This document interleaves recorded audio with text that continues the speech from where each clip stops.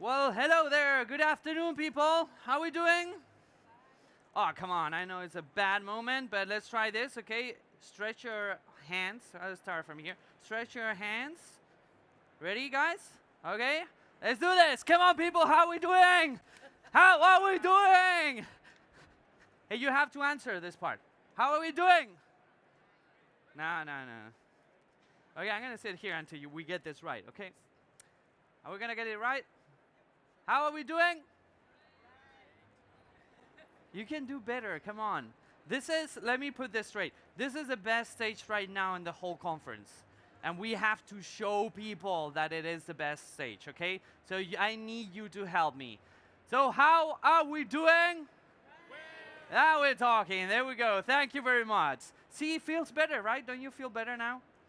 Anyway, we're going to talk now about the startup acceleration ecosystems, and this is very, very dear to my heart because I was one of the first people to start an acceleration program in Europe many, many, many, many, many years ago. We just celebrated our 10th year anniversary a couple of weeks ago. And so I've seen the whole crop of acceleration, pre-acceleration come and go, not just in Spain, but across the European landscape. And it's funny how at the time a lot of people said, yeah, that's not valuable, it doesn't really work, well, how are you making money? But in the end, what has actually happened is that the accelerators have been an integral part of any ecosystem, not just here, but worldwide. So precisely to talk about the big role of startup accelerator programs in the ecosystem, please welcome our moderator of the table. Big applause to Ana Duran, CEO of InnoBooster. Come on, there we go, we can do this. Yes. Hello, Venga, everyone. come on, more energy. Yes. It's a long stage, huh? Hello, Alex. Hello, please take a seat. Yes, here And we to are. join Anna here, let's welcome our good friends from the Fundación Repsol, Tomás Coca. He's the responsible of choosing the projects for the Repsol Foundation Entrepreneur Fund. Tomás, thank you very much for joining. Where are the Repsol fans? I want to hear them scream. Repsol people? Woo! Scream, come on, scream. Okay, let's call on our next panelist. Please, big applause for the program manager of Airbus BizLab, Soraya Ferratia. Very good. A big applause for Soraya, please. And last but not least, the man behind the Tren Lab. Big applause for Jorge Marcos from Renfe, Innovation Manager and running the Tren Lab program. Stage is yours, guys. Enjoy. Hello, everyone. Welcome to this innovation stage. Today's theme is the big role of, incubators, of accelerators of startup in this ecosystem that is very alive. As I see everyone here coming from different entities, and we have the pleasure to have all these three people, very loved people with whom we have been talking before. And well, I would say that maybe this would be the best moment for you to present your entity and a little bit of the program that you're currently working on it. Go ahead, Tomás, please. Okay, well, I'm Thomas Coca. I'm actually the responsible of the selection process. I work in Fundación Repsol.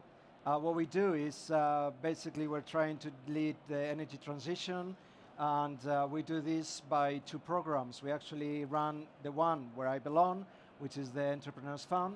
The Entrepreneurs Fund actually started in 2011. And so we are now in our 9th edition coming up.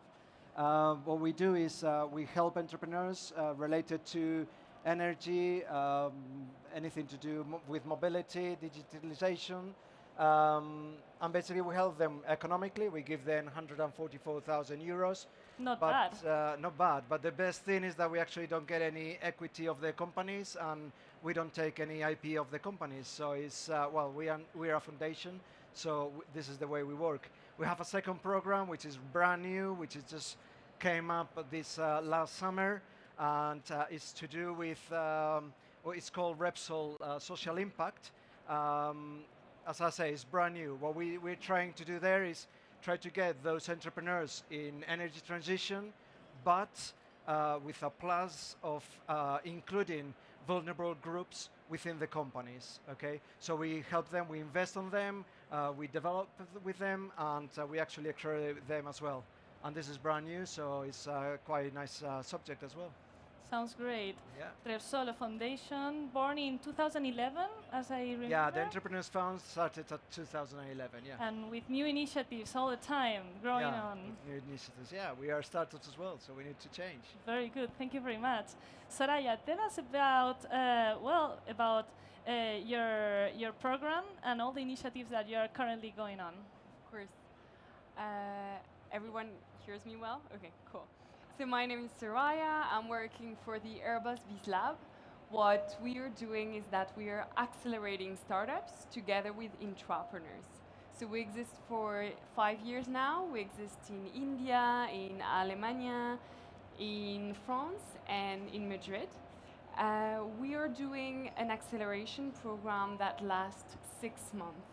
And what we are doing basically is that we are giving to startups the opportunity to prove to Airbus that they are trustable long-term partners. And how we do this? During the 6 months, we give the opportunity to startup to sign a proof of concept with Airbus, and then they have to deliver it within the 6 months.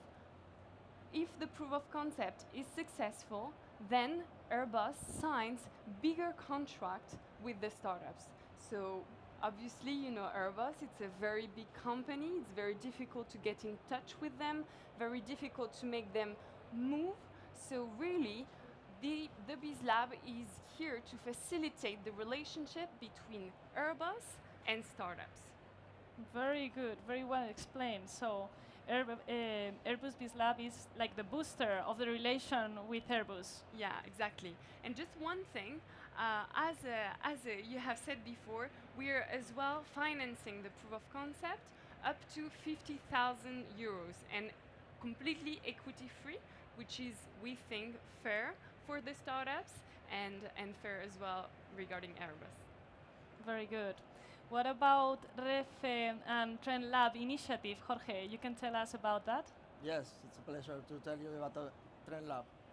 Trend Lab is Renfe's incubator and accelerator. Renfe, as you know, probably is the Spanish main railway operator.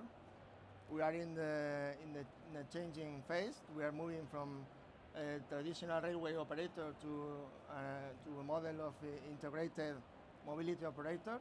And to do this change, this strategic change, we are working in this initiative, Trend Lab initiative. I'm very happy because last year our president launched Trend Lab here at the South Summit. Since then we have had 2 calls for startups. We have accelerated 8 startups. Today we have launched the third call for startups with 3 challenges. We are supporting we are supporting startups that help us solve our business challenges. The challenges of today's call are communication with a customer, customer experience, and digitalization. And Trend Lab program is a very personalized program, and we also work very strongly to connect the startups with Renfe's business units. It's a tough it's a tough task sometimes because we are a complex organization, more than 14,000 employees, a lot of decision makers, and we help the startups to connect with them. And do you and have? We also have we provide a whole bunch of services to the startups, and also 50K up to 50K equity-free grant to support them in their financing. Sorry.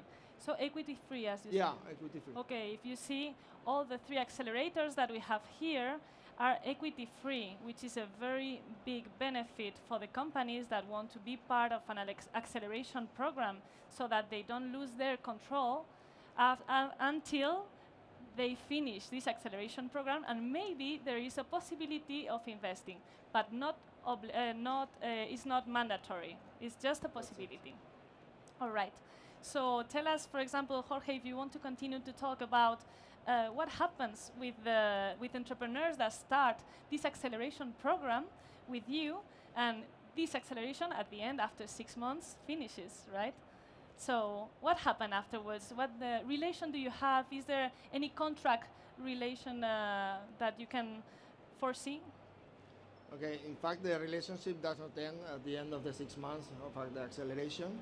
We continue with a phase of growth support that we call it growth support phase, and we continue a relationship, and we have periodic checkups with the startup and see the evolution, the situation, if we can help them and support them beyond the 6 months of the acceleration. In fact, here at TrendLab booth, you can talk with all 8 startups from both first and the second calls. They are all here. We continue supporting them and giving them access to venture capital, to business units at Renfe, and we fully continue during 12 months. And it does not end after these 12 months, after the acceleration, because our aim is to have a long-term relationship with the startups. Thank you very much. One more thing, sorry. Yes. I remember. Very interesting thing. For example, our general manager for strategy today launched a proof of concept that we are developing with one of the startups of the first call, IOMOB, for a platform of a mobility platform that they are supporting. We are collaborating for this proof of concept. And this is a real case of application of the technology of one startup at TrendLab. Thank you very much. Thank you. What about Repsol, Fundación Repsol, Tomás? Okay. As you were telling me, there are some possibilities that people continue with their contract with Repsol afterwards. Okay, so the idea when we select the projects is to already build up a relationship between Repsol Foundation and Repsol, and this is done through trying to do pilots with them. So the goal and objective with these startups is to end up doing a pilot test within the acceleration process within Repsol. What happens afterwards? That if the pilot goes well and the pilot actually ends as a success, you have 2 options. One is that or Repsol Corporate Venture Capital enters and invests on the startup, okay, or that Repsol becomes a client of that startup. Right. Even sometimes, actually, they do develop jointly for their projects with that startup. So yeah, I mean, we try to build the relations within the acceleration to follow up afterwards once they finish with us. Very good. What about in Airbus BizLab? Well, I'm not going to repeat because I think it's quite clear. Everyone wants long-term partnerships with startups. So yes, obviously, after the acceleration, we keep working with the startups. Why? Because we want them to sign bigger contracts with Airbus. This is where the work actually starts.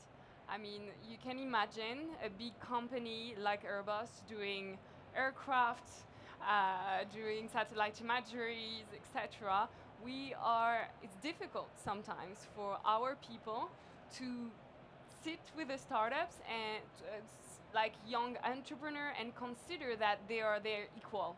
And this is where we are here. We are here to protect the startups and to make sure that they have the best deals. The best deal, yeah, for Airbus, we are here to serve the interest of our company, but also to make sure that the startups are valued as their worth. We need them to really sign contract and As a partner. As a partner, really. Not depending on anything. Exactly. Really as a partner. And we need them to be able to say to a company like Airbus, my cost is this one, and this is a fair cost, and you're not negotiating because I'm younger than you will negotiate a little bit more than with any other partner. So this is really our role, and this is where the real tough job starts for us. Delivering a proof of concept is something, I mean, it's a job, it's a work, but then really when the proof of concept is successful and we are starting to talk about terms and condition of a real big commercial contract, then our work really starts with the startups. And what do you think is the most complementary entity within the ecosystem? We were talking about that before. Maybe the most complementary entity would be probably inside Airbus. So Yeah. why? How does it So work? For us, one stakeholder which is absolutely key for us to be able to make this work with startup strong is procurement. Procurement basically in Airbus are the people dealing with the contract and saying yes, stamping the startup and saying yes, Airbus as a big company can work with this startup. They're certifying the startup, saying that yes, we can sign a contract with them. As you can imagine, this kind of process within such a big company can take months and months, even years sometimes. So these people are key stakeholders for us. At the very beginning, it was hard for them to really understand what we were about, what we were doing here. But with the years and with a little bit of education, we managed to make them understand that what we were doing was important, that Airbus needed to be able to quickly contract a startup.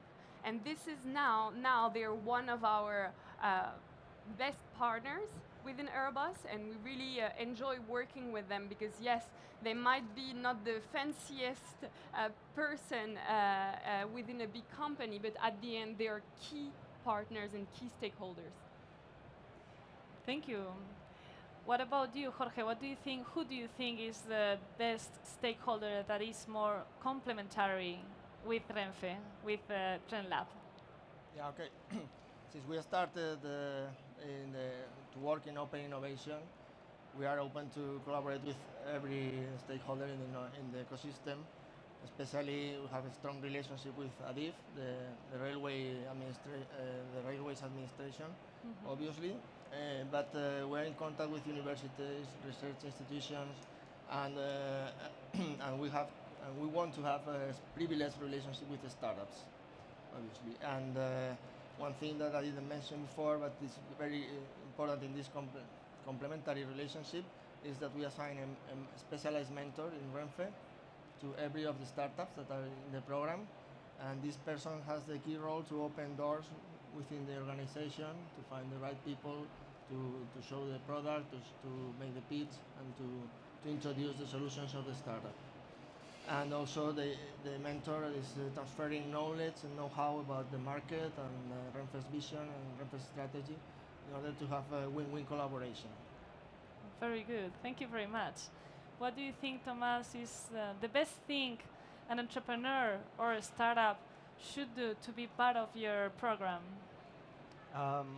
Well, the best thing they can do, they actually is read through the terms and conditions.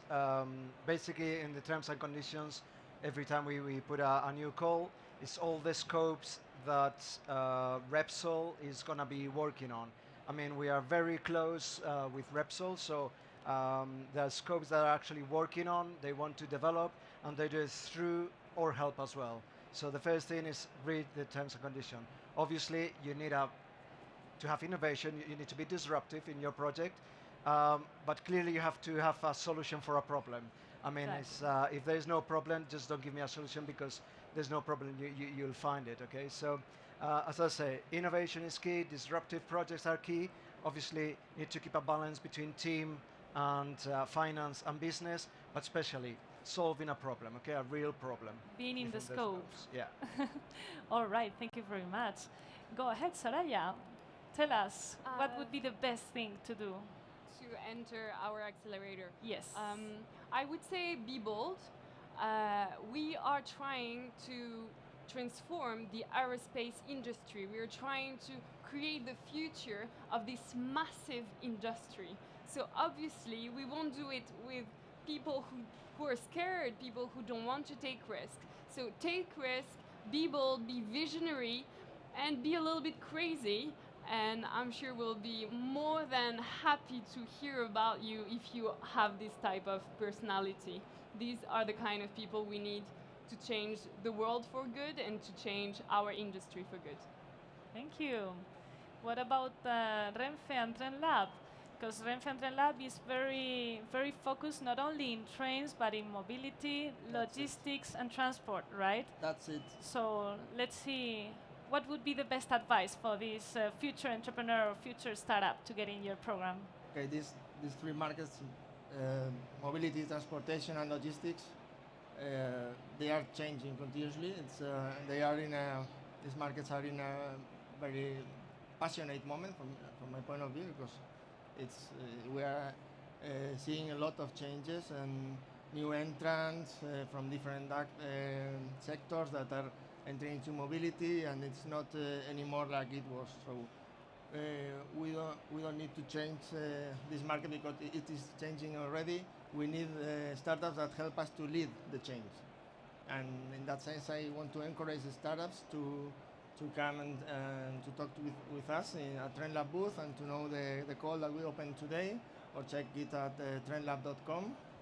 And if they can help us solve these challenges that we are proposing, please take a look carefully, and especially when you apply, there is a question that is related to your value proposition for Renfe. And this is a very important point, because maybe the project is very attractive, it's very good, but if it doesn't fit with Renfe, the collaboration would not make sense. So please be very specific and put a lot of attention to this question. And do you, like the three of you, aim at companies that are international or nationally oriented? In our case, it's international. We actually have projects from Canada, US, Norway. So yeah, I mean, we're pretty much open to anywhere. Very good. What about you? Definitely same.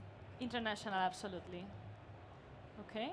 Okay, our legacy is Spanish, but we are already in the process of internalization. We are already operating high-speed train in Arabia Saudi, from Medina to La Mecca.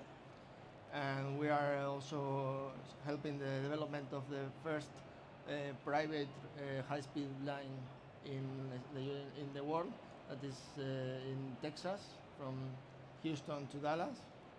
And we're working in that project. We are entering also in the French market.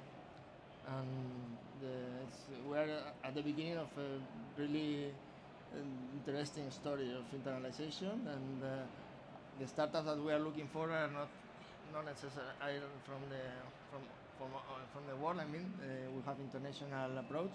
We don't discriminate or select from the origin of the startup.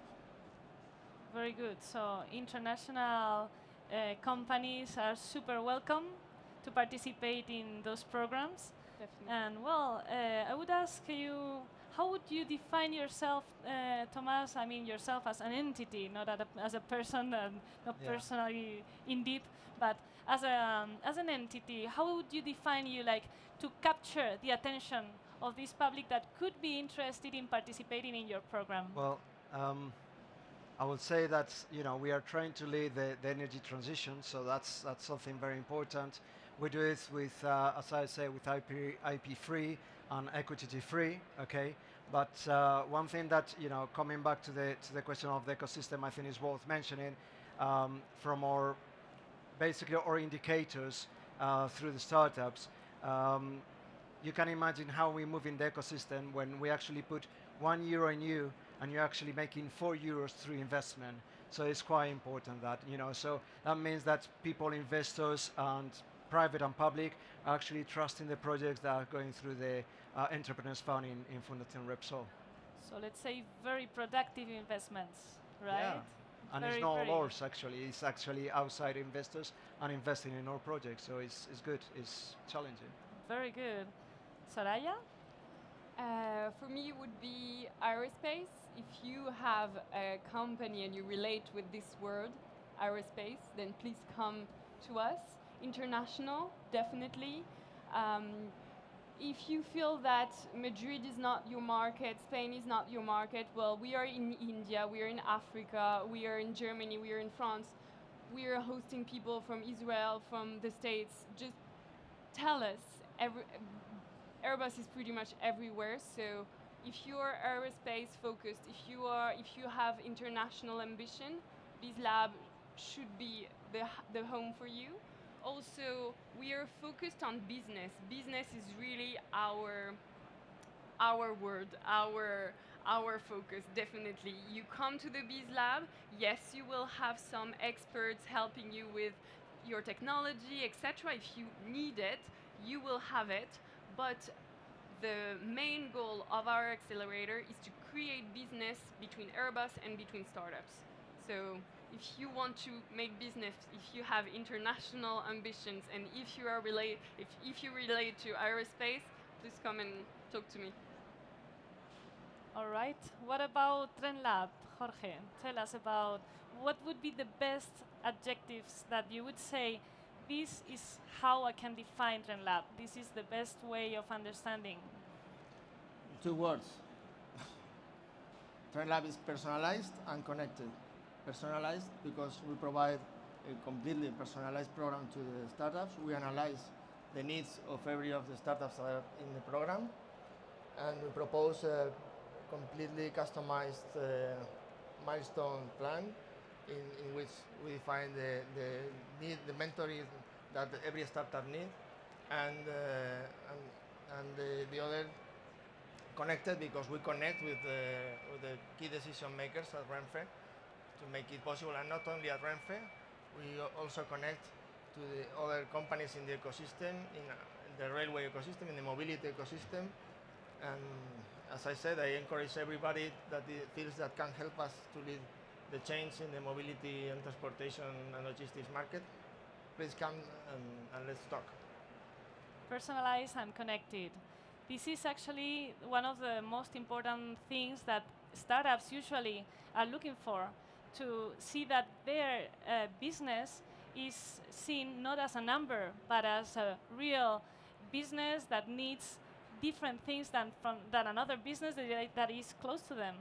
So yes, I can think that maybe a good wrap up for this roundtable that is and has been great with all you is probably that accelerators have one main objective, one main target in their objectives, that is to be the link between their organization, the corporate, the real big organization where it's very difficult to interact with, because you never know who is your real partner, who is really willing to invest in you or to do a contract or to do to have a different relation. There are different kinds of relations.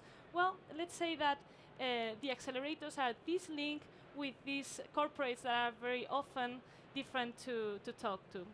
Okay, thank you very much to all of you. If you have any last message to give to the entrepreneurs, that's the moment.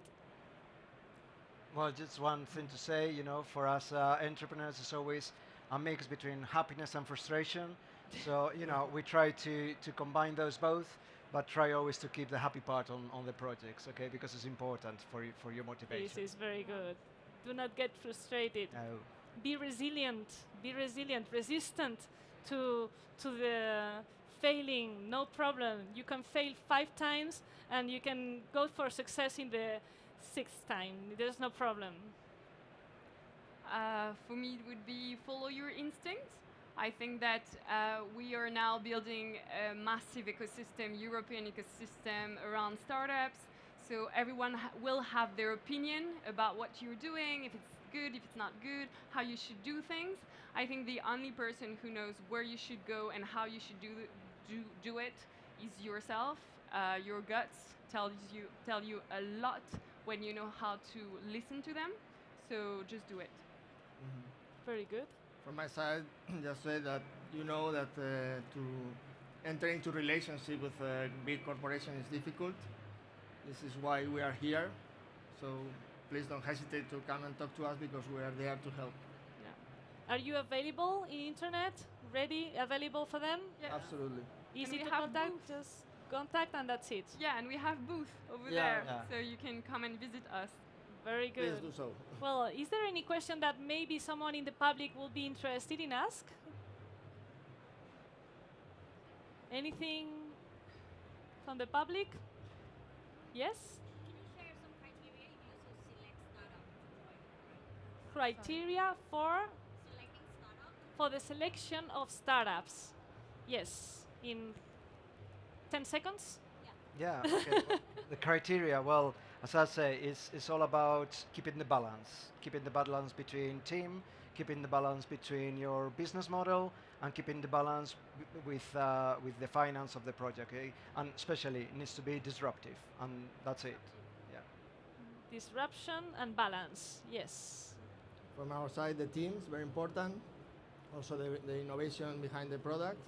Also, the business model that it can create a good model for the company as well and for Renfe. And obviously, as I said, very important the fit with Renfe.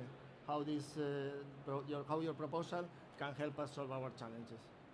Innovation and business model. And Soraya? I think for me it's the fit. Basically, if you come to us, you apply, I will go with my colleague all around Airbus telling about your startup to everyone, pretty much. If there is one person powerful enough who tells me, yes, we want to work with them, you're in. So remember, meet the challenges that they put on the table. Yeah. That's it. Thank you very much to everyone. Thank you. Bueno, pues vamos. Okay. Thank you very much, ladies and gentlemen. Thank you very much for sharing the stage with us. And you know the drill if you've been in this stage. Those going out, please make it fast. That is very narrow. And those coming in, please start coming in. Lots of space here at the front.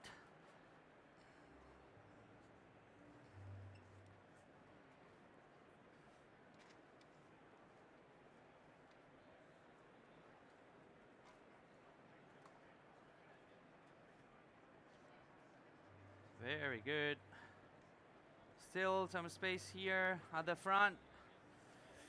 Space on that left wing if you want. If you want to move there, there's still some space on that side.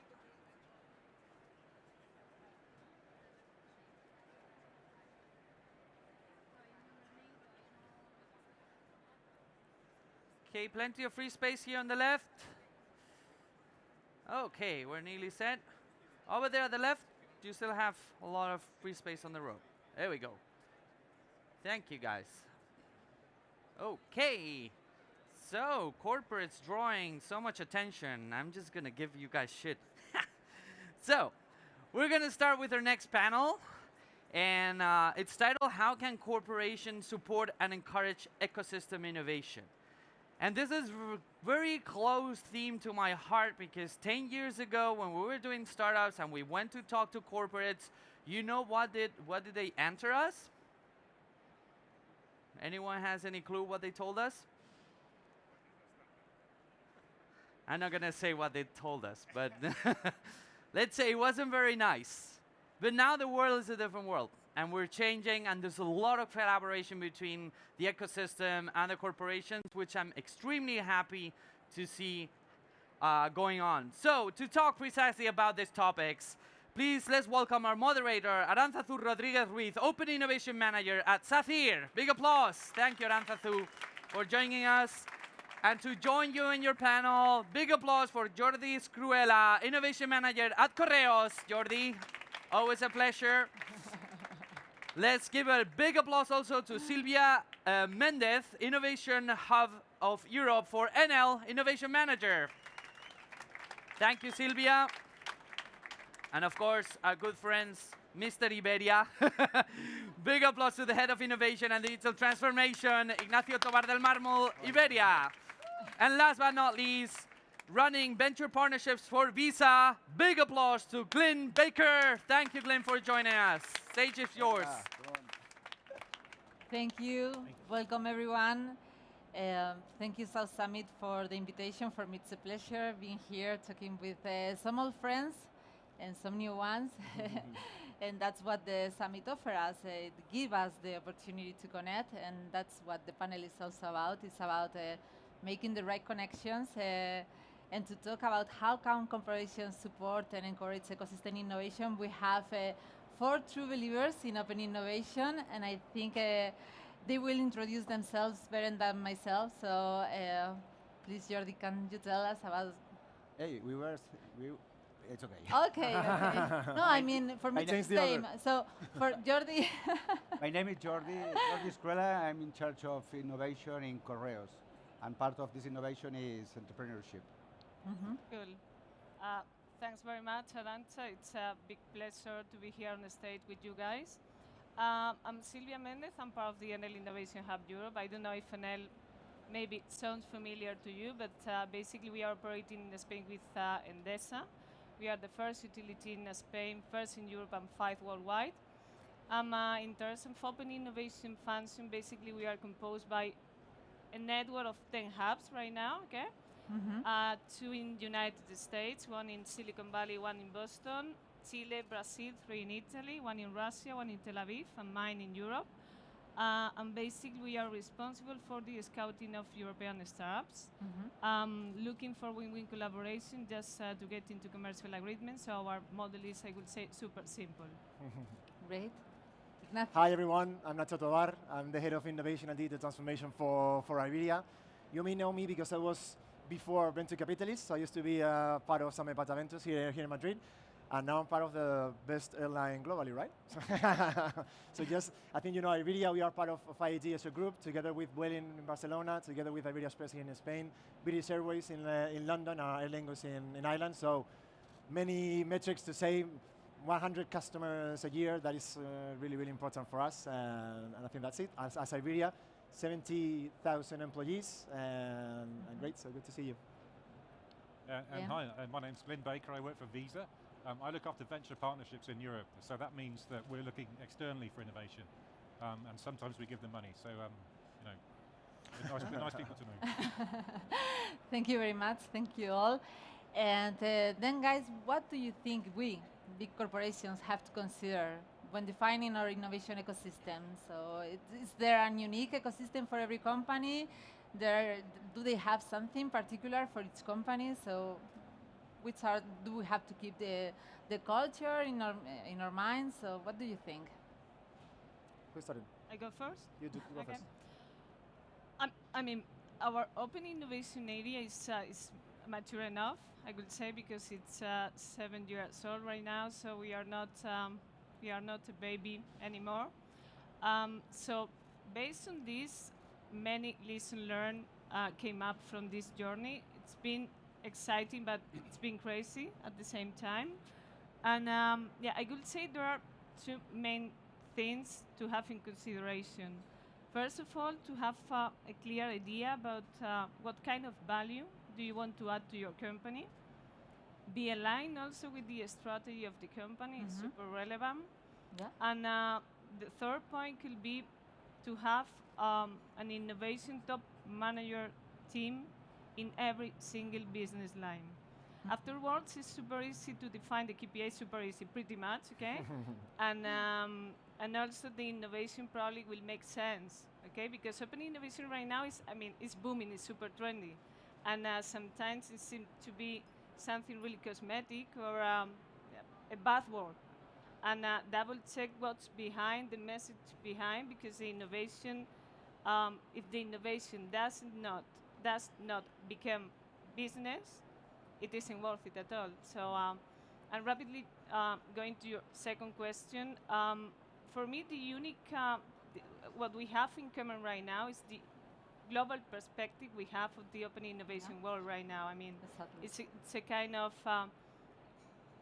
we have a clear idea that together we can go further, and it's super exciting. Here it's the example for different core business, for big players, and under the same roof. So it's super crazy. Great. Anyone else? Lynn? Yeah, I would absolutely agree. I think one of the key things for us is innovation has to come from the business, right? I absolutely agree with that. And as I say, in my world, when we look at the partnerships and the investments that we make, they're always driven by the business. So we're not a financial investor, we're a strategic investor in companies, which means that there has to be a really strong business reason as to why we're going to get involved with a company or with a partner, and that always has to come from strong sponsorship, but also, you know, that awareness and knowledge that parts of the business can take those steps, which I think is also super important. So you have to kind of tell the business, hey, it's okay if you want to test something out. Obviously, there's got to be really strong fundamentals. There's got to be a really good business case. There's got to be reasons as to why you're going to prioritize this over that. But you can do that, right? It's important, and we've done it. You know, in Europe, we've made 9 investments this year. As I say, just speaking from the venture side. So it's all feasible. But as I say, I wholeheartedly agree. It has to come from the business. Okay, an innovation ecosystem includes startups, academia, research centers, universities, I mean, a broad spectrum of players. So which is the role of the different players in the game board? Let's start with startups. Well, first, I like to take some time explaining Correos, because I'm sure that no one knows what is Correos. No? Well, we are a company with 50,000 people. We are public, like the other speaker in the previous panel that was seated here. They are from Renfe. So we are a corporation, but we have the problems that the public companies has. Okay. We started our program with startups in 2016 here in South Summit, and we've been learning a lot about the startups. And every year we have increased our challenge, our own challenge. For example, next week we open the third edition of Lenica, and this year we are going to invest in the startups. We are not only give money to the startup, to the project. Now we are going to enter to the capital in equity. So for us, it's a big challenge, and what we are looking for is to create this kind of synergy with the startups and the public corporate, to develop products to the market, and also to improve our processes. This is with startups. Then with the universities, the relationship is different. It's R&D. I mean, it's slower. The relationship is long-term relationship, trying to do R&D. And the third part, with the other corporations, is co-creation. I mean, we've been talking with some of us and with some other colleagues that we can meet here. And this is the way that we are working. We are working with them. No, with speed with startups, long-term with universities, and then bigger projects with collaboration between other corporations. companies. Yeah. Good. Ignacio? So my vision around, I know you sometimes when you discuss about transformation and digital and these kind of things, they are just full of words, so sometimes like a big bullshit. And I think that in this case, ecosystem is a right word, and it's not at all any kind of business, because an ecosystem is about like a living nature, right? Where you have like depredators, you have also buyers, you have, and now I'm in like the dark side of the force, because we are like a big corporations, and I'm here because of the project, of the products, and because of the vision of Iberia and some big corporates regarding the support that we can have to that ecosystem and the startups. So you know, guys, the startups are looking for customers mainly, and customers that pay. That's an important thing. And I think that is exactly what we can offer and scale as a corporation. So the way we approach that is also so important to define the right procedures and like to manage innovation as if we were like a venture, no? with different specific phases, no? And criteria to move forward or abandon things. And I think that's exactly the approach. And in this concept of ecosystem, you will die if you do not add value. So even if you're a corporation and you are looking for startups, if you do not offer the right value, so they will never get and work with you, or maybe the right talent and the right startups that are the ones that you are looking for. Because I think that is why we are absolutely aligned, generally speaking, because Silvia always speaks about impact, and that is exactly what we think this is about, right? Impact. So the KPIs for our transformation as Iberia are pretty close to economical impact, but also to customer NPS and employees NPS. So the way we measure satisfaction in our customers, and the way we measure satisfaction for our employees too. And if you want to go far, you want to go fast, and you want to generate impact, so the way is, sometimes it is an startup, sometimes it is not. Sometimes it is just like a good agreement between Visa, Correos, Enel, or ourselves. Sometimes it's just working with a big tech partner like Google or Amazon. But the thing is that you have like a clear vision of the product where you want to go, and just put the right value that sometimes is a thing, sometimes is another, but try to move together and have always the impact in our mind. So impacts on our customers and employees is finally impacts on the different chains of this circle, right? So it's startups, corporates, researchers, and so. Yeah. I think that's a really, really interesting point, which is, I love the analogy of this ecosystem as a living thing, and it absolutely is. And one of the things that means is if you don't feed it, it's going to die, right? And we see that a lot. I'm sure all of us have seen that in strategic partnerships or in the way that we work with companies. It's like, even for big companies, all of these things are massive investments. They're investments in resource, they're investments in time. And look, an Iberia or a Visa or a Correos, we can deal with things that go wrong. If you're working with a small company and it goes wrong, that company's going to go. That's it, right? That's the end of that company. So we have to be really cognizant of that, right, as the bigger players in that ecosystem. But I think it's really important to recognize that, some people are going to survive and thrive, and some people are just not. And it's sad, but it's true. But it's really important. You have to recognize that ecosystems, you need to feed and water them. Otherwise, they just don't stay. I think, Celia, you wanted to add. Going back to your initial question, about the roles, I think that every single actor within the ecosystem is super vital. I mean, if you look at the most innovative hotspots over the world, Silicon Valley, Israel, or even Europe, because here we have 4, 5 best-in-class places, including Barcelona and Madrid for sure. They all have in common this kind of virtuous circle. The money comes from the venture capital funds, corporate venturing, then the talent coming from the universities or R&Ds or business schools or whatever, the startups for sure, and all the organizations that are able to save the startup from the very beginning, incubators, accelerators, venture building, whatever. The public organizations, the public administration, and then the big corporate. So if every single step is up and running, I think the best is yet to come. So yeah, exactly. And when we talk about corporations and maybe about collaboration among competing corporations, do you guys in Visa have projects with American Express? Do you have innovation projects, Glyn? Yeah, believe Or Celia, do you in NL have any innovation project open with Iberdrola? Or yeah, we do, and it goes back to the ecosystem and what's important in the ecosystem. So any of you in the audience, or most people now, will have mobile payment. You'll have Apple Pay or Google Pay or another product, right? So there's a standard that sits behind that, which is all to do with how the card that sits on your phone is managed. It's called tokenization. Now that's a thing which absolutely made sense for us and American Express and MasterCard, Discover, CEP to do as an industry. There's just no point in creating lots of different standards. It wouldn't have worked for Google, it wouldn't have worked for Apple. So there are certain things that absolutely make sense to collaborate on around ecosystems. Sylvia, one of the ones for me which I think is super important is things like EV charging. It's not on our industry, but collaboration and cooperation around setting standards or creating a uniform platform around that kind of thing is really important, right? So yeah, absolutely. I think the answer is yes in bold. And the reason why it's super evident. Actually we are doing so. For example, with an Italian utility company based in Italy. And we are sharing our portfolio, the same exactly portfolio of startups, completely the same, okay?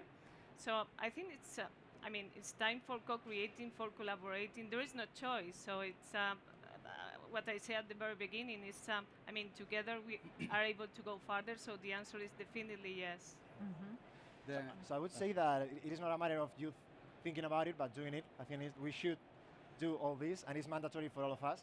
If I go to the transportation and aviation ecosystem, so imagine that we transport customers, but we're starting an airport, so Aena is there, so it's like the owner of the house, and then we go to another destination where there's jumping with another company. So I think if you understand that you want to have like an end-to-end customer journey and a seamless experience, it's just mandatory for you. Otherwise, it's going to keep on happening. These kind of things of, around cancellation, losing baggage, and these kind of things is absolutely mandatory for you. And if you as an industry want to be in the next level, and I'm talking about aviation, but it's utilities, it's delivery or whatever, it's just a common thing to be pushed together among competitors. It is easy to say, hard to execute, and it's something that you start in an example. For example, we are part of a global alliance, which is One World, so we are like the same alliance than American Airlines, than Finnair, than Emirates, and that is like a good starting point. But of course, I think you need to move forward because every single airport in the world is from a different owner, and you know we are like sharing routes. We are even sharing like the digital channels. So it is important for all of us. In our case, locally, there is not a real collaboration between logistics or postal because there is only one postal company right now. So, but we are collaborating worldwide with other postal organizations. I mean, we are sharing experience. We are organizing some challenge in European ways with some other postal operators and sharing the experiences. And then also we are starting to collaborate with new players. I mean, with the new last mile deliverers, or even though with Amazon, that maybe it's a big customer, but also is a competitor for us. So we are collaborating with them. But I think throwing back the question to you, I think you can share to the audience your experience about competition and of course, you we are the collaborate moderator. with our competitors many times in many projects. We have several projects that we share with our competitors as Ferrovial, and of course, when we have this opportunity to improve what we are doing and it generates value for both parts, it makes total sense. So yes, it's something that we do, not regularly to be sincere. So it's true that a lot of the innovation we do in our company, we try to take a competitive advantage because that is why we are doing it. We want to be competitive, but I think collaboration is something that it has to be in our mind and in our spirit. So yeah. but what I found is collaboration starts when it's peer to peer with innovators in the corporations. Yeah. I mean, when you introduce commercial interest, I mean, it's impossible to collaborate. But we talk with some other colleagues in the innovation arena, no? And I'm sure that you do the same with infrastructure or in energy or... Yeah, we have to take in account that the threats sometimes they just don't come from your competitors. They come from somewhere else, and it's not particularly... What is true is when innovators to innovators is when we are collaborating. So, well, let's see which are the barriers then when we want to build our innovation ecosystem. Which are the biggest barriers when we want to collaborate with external agents? So I think one of the barriers, you know, there's always a big company, small company thing, right? Which I think is super important. And you know, we talk to a lot of companies. Obviously, we talk to probably 300 across a year, and the ones that we progress with are the ones that really understand what's driving us. And so if we can create synergy between what's driving Visa and our clients, and the client's customers, and what's driving a small company or an incubator or a fund or whomever else it might be, then generally you've got a good basis for cooperation.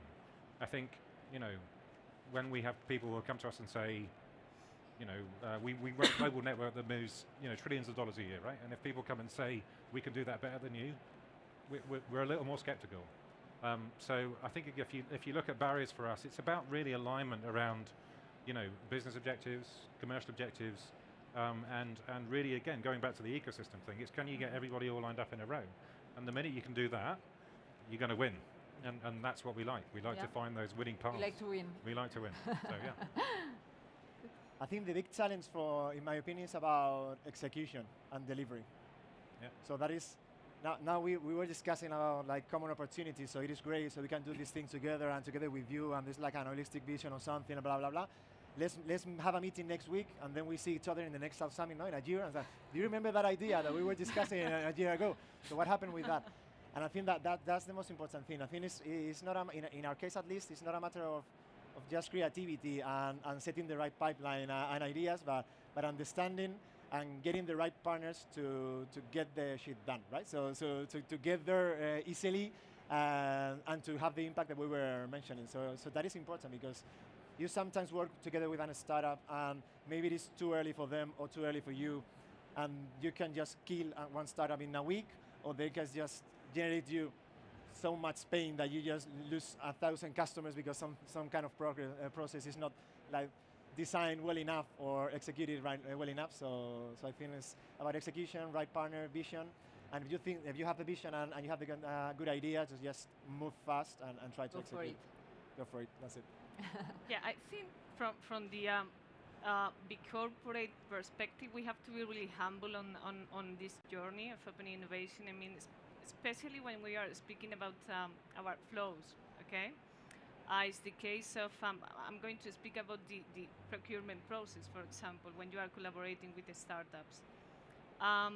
We have set up recently what we call the fast track procurement process, just for sorting the payment period, because we are completely aware of this is probably the biggest pain point when you are collaborating with the startups, because I mean, the cash flow is super relevant for them. So just understanding how to get better, even the processes, because it's not related to the customers, okay? But yeah, it's super relevant because we try to grow and we try to improve the relationship with the startups, and yeah, that's cool, I think. I think all of us could find hundreds of thousand barriers and obstacles in the process about the procurement table, about regulation, about the banking regulation or the public regulation.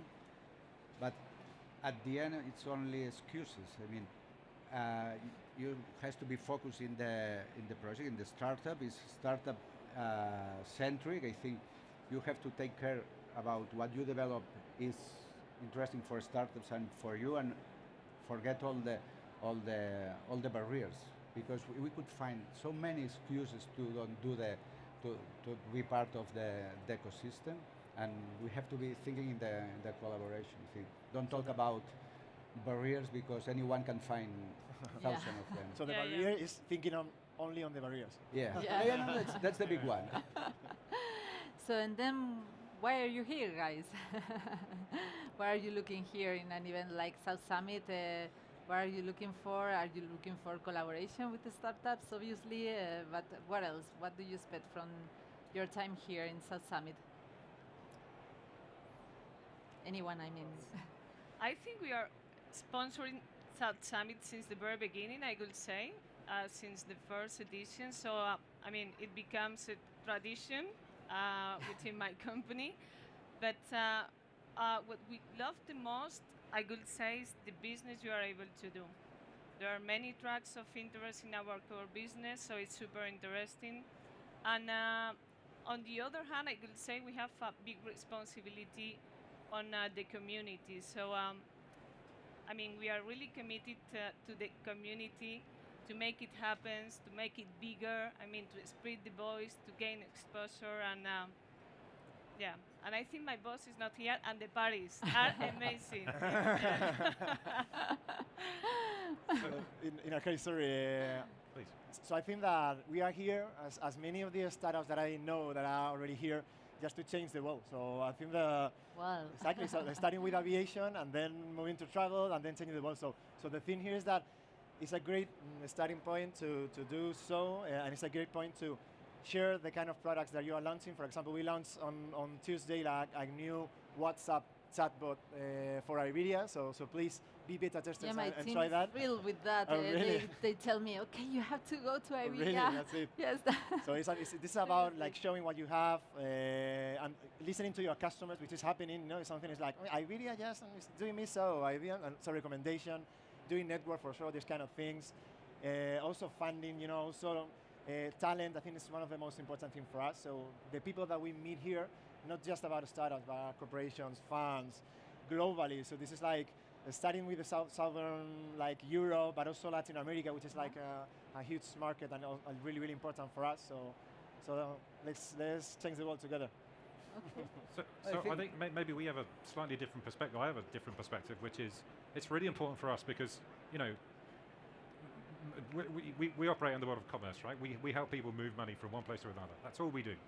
we do it really well, and we do it a lot. And but actually, the thing which is most important for us around that space is context. So how do people want to move money? So whether that's looking at what's happening in healthcare or what's happening in mobility. So are we moving? We know we're moving to a subscription economy, which means that people are going to want to pay in different ways, right? So for us as Visa, we really need to start to or get much better at understanding the context of how people want to pay. It's not just about working with banks or working with merchants, people that take money, or and even working with consumers. It's again going back to that ecosystem model of just understanding how is that all going to flow together, and how do people want to move their money safely, securely, and fast, right? And that's really what we do. We help them do that. But we've really got to understand that context. So it's actually great to come somewhere like this, which isn't just about fintech or banking. It's actually about a much broader spectrum of companies and about much broader innovation, because again, that broader view of how people want to do commerce is what really drives everything we are. So it's super important, and it's been great. Really enjoyed it. Yeah. Well, I'm really here for have fun. No, I mean, we start here at 9 and finishing at 1 in the morning or at 2, making business and trying to change the world. And I think the main objective is having fun and find our friends that every year meet here. I think this is should be the first objective. Well, I think time flies when you are having such interesting conversations. It's been a pleasure. I hope you all have enjoyed, and thank you very much for your time and for your inspiration. Thank you. Thank you. Thank you very much, guys. Thank you so much for joining. Jordi, pleasure as always. Silvia, thank you very much. Mr. Thank you very much. Aranzazu, muchas gracias. Oh, Silvia, no problem. Thank you. Okay, so we know the drill here. Narrow stage, so let's move fast out and in.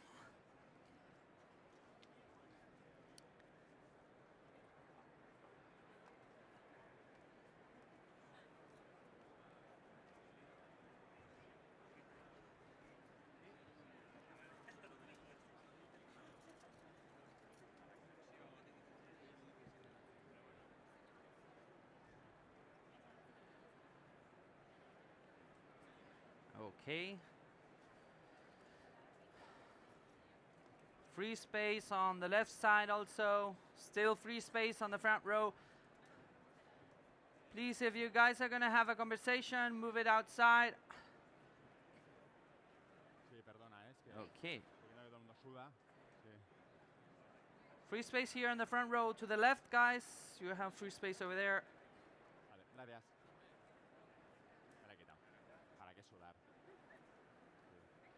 So, how are we doing? Good? Having fun? Yeah? We had the coffee? Okay. So, are we all set? Yes? Are we ready? Are we ready, guys? Yes, very good. Thank you. Over there, are we ready over there? Okay, let's do this. So, first of all, welcome all to the innovation stage. We're going to keep going with our panels around corporate innovation and corporate venturing. And our next panel is pretty interesting. What are the challenges of corporate venturing? Which I'm not sure you have enough time, Josep, to talk about this, because it's too short for the amount of challenges that there are around this. So precisely to talk about that, I want to welcome the moderator. So please, a big applause to Josep Salvatella, founder and CEO of Roca Salvatella. Big applause, Josep. Thank you for joining us. And to join Josep in the conversation, give us a big applause to Joaquin Engel. He's the strategy and M&A director at Agrolimen. Big applause, Joaquin. Thank you for joining. And Julio Martinez, the CEO of InnoSales by Banco Sabadell. Big applause. Thank you. Venga, come on, stronger. Let's give them some energy, please. Thank you. Hola. Okay. Let's go straight to the point. We have 20 minutes, so we have several times, several moments, several aspects that we want to talk about. First of all, thank you, Joaquin. Thank you, Julio. For me, it's a real pleasure to stay here moderating these two fantastic leaders, great managers that they are leading two projects that they think that are very different, and they are facing different challenges like fintech, regtech, insurtech, foodtech, and agrotech. Basically, they are working in these areas. They are Voy a working robar differently. la And I silla. think that it's very interesting to learn about how two different companies, the approach that they have, these two different companies. Okay, so let's just go to the first question. Okay, Joaquin, can you introduce AgroLime New Venture Hub? Okay, first of all, thank you, Josep, for inviting me to be here today. It's a great opportunity for us to be in front of these nice people presenting AgroLime and the New Venture Hub. First of all, let me start with AgroLime. I don't know how familiar are you with AgroLime. AgroLime is a consumer foods group, a Spanish group with focus on human food and pet food. And we are present in Europe, in the US, and also in Africa. No? Te voy a robar. I'm sure that more than AgroLime, what you will know more or less in Spain are our main brands, that is Gallina Blanca for the human food division and Affinity for the pet food division. No? Having said that, our new business hub is our corporate venturing unit, where we do two things. First, we invest in startups. We are quite similar to a venture capital, but trying to put smart money on the table. No? We try to help to push the companies from an industrial point of view, not only with the money, with the support in terms of money. And the second thing that we do is we build our own startups. We act as a venture builder, also with a startup approach, with external teams, giving those guys a significant pie of the shareholder to preserve the entrepreneurial spirit. And this is the New Venture Hub. Thank you, Joaquin. Welcome. Julio, what about InnoCells? Thank you very much, Josep, for having me here. It's such a pleasure. Thank you, everyone, for joining. I work at Banco Sabadell. Banco Sabadell is the fourth largest Spanish bank, strong presence in the UK, throughout TSB Bank, and also in Mexico. InnoCells is the corporate venturing unit. This is the innovation hub or the digital business unit. We have been testing for the last 3 years that we've been up and running a number of innovation tools. We were born as a venture builder, and we have launched four companies into the market. But we also run the digital strategy for the bank, so we are kind of the lighthouse in terms of digital strategy and perspectives into disruption. We also have a corporate venture fund, so we heavily invest in fintech companies worldwide, so with a special focus on the UK market, also Mexico, and then Europe, Spain, and Germany. And we have been doing a number of other initiatives. We are implementing, for instance, design thinking and lean methodologies within the corporation. So we are also testing innovation at the core, and then therefore blending two models, outside in and also core innovation. Okay, let's talk a little bit about corporate venture. What do you think? Why do you think that this kind of units, Julio, are interesting or necessary for large groups or large companies? I think that there are a number of ways in which a large corporation can approach the world and can have a window to understand what's going on. And obviously, you all well know that disruption is accelerating. And I think corporations and incumbents, especially in sectors that are subject to a special risk of disruption, such as financial institutions and other sectors, right, like media or telcos and so on, need to find different tools that suit them better. There is no by the book kind of thing, so I think you need to test many things and then apply those that work better for you. And the objective here is to have a window into the world, to anticipate disruption, and to have an impact into your core business. So the thing here is to accelerate transformation and innovation. And this way, Joaquin, for a corporate venture, what's a successful exit? Well, for us, we are a strategic investor. No, for us, and a successful exit will be to sell the companies, the startups, to our divisions. No, that they remain with us, that they get to the scale that we need, and that they are profitable in the long run. No, if otherwise we sell the company to a third party, well, it could be a success, but not that much. No. And why do you think this kind of approach is interesting for entrepreneurs? Well, for entrepreneurs, I think it's very interesting, no? Because as I said before, we try to put on the table smart money, and in this sense, I think that we increase the chances of success. I mean, creating a startup is tough. We all know, no? That the chances of success maybe is 10, 20%, our belief is that with our support and knowledge, we are able to increase this success rate, no, for the entrepreneur. And in this sense, we think that our approach is attractive for them. Okay. So, Julio, in this way, what kind of opportunities are you searching for? We are very active in the fintech market. So essentially, we are looking for companies we can partner with. So we scout throughout the world to find the right teams and technologies that can partner with the bank and therefore foster transformation and innovation within the bank. So this is going to be in areas in which the bank is very strong, such as SME banking, for instance, also private banking, and a number of areas where we find opportunities. And in your case, Joaquin, what kind of opportunities? Well, basically what we are looking are opportunities within some specific areas that we are interested in. We are interested in new technologies, for instance, raw pet food, homemade pet food, in the case of the pet food division. We are interested in new channels, mainly B2C approach, subscription business models. We are also interested in alternative proteins, alternative ingredients. We are interested in sustainable ingredients and also in personalization. Those are the main 5 areas in which we are interested in. And when you are searching for opportunities, what size are you looking for? No? What kind of opportunities? Yeah. No? So when it comes to corporate venturing and precisely investing in venture capital, we typically, our sweet spot is Series A. And then the round size, obviously this is going to vary. If we invest in the UK or in Israel, where we have investments, valuations are higher there than in Spain, for instance. We have also invested in Singapore, for instance, looking for particular technologies that are truly enhancing our value proposition at the bank. We are trying to find opportunities that we consider that in a 3 to 5 year time horizon can reach more than 25, 30 million euros. We want these companies to be international, not only local, not based in Spain, for instance. And we want those companies to be sustainable, to be profitable in the long run. No?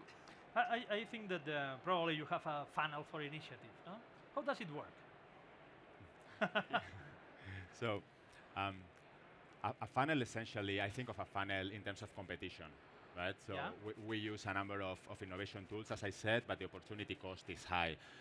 We put different opportunities for different segments when it comes to startups or startups, meaning for investing or even in partnerships, right? So you cannot deploy all your resources and try to partner with everybody. So there is a need and a strong need to prioritize and to focus.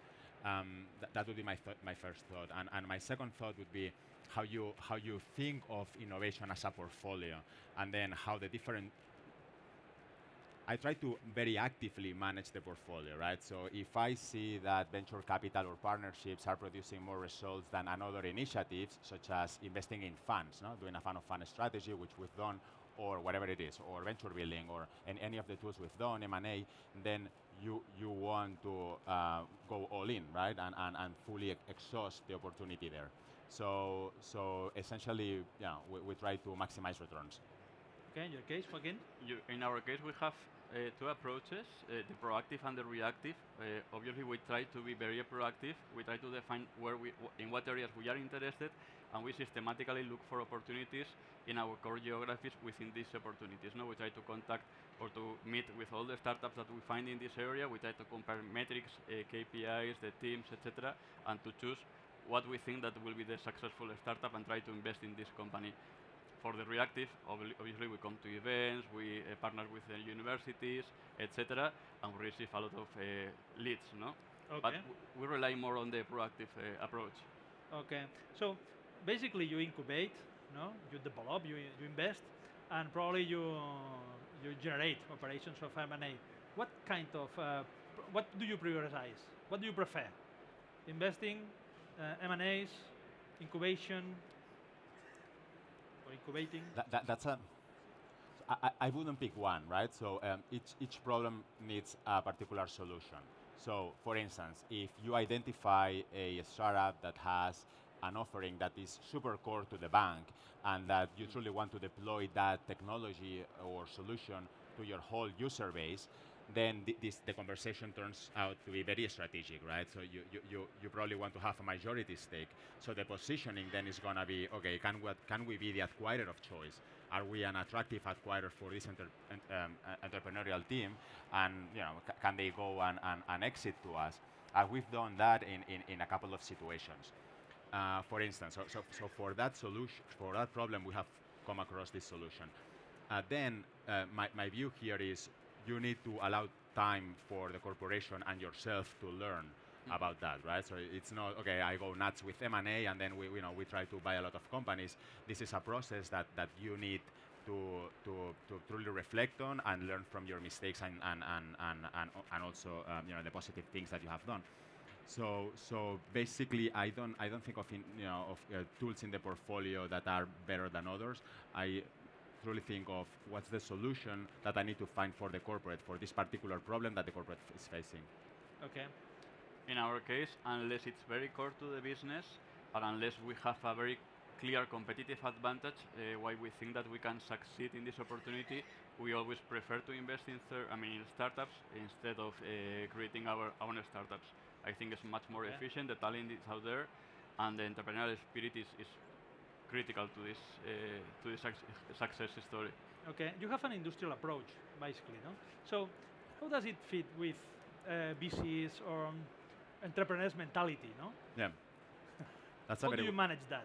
Yeah, no, it's definitely a thing to manage, right? Yeah. I think that we need to bring something different to the table.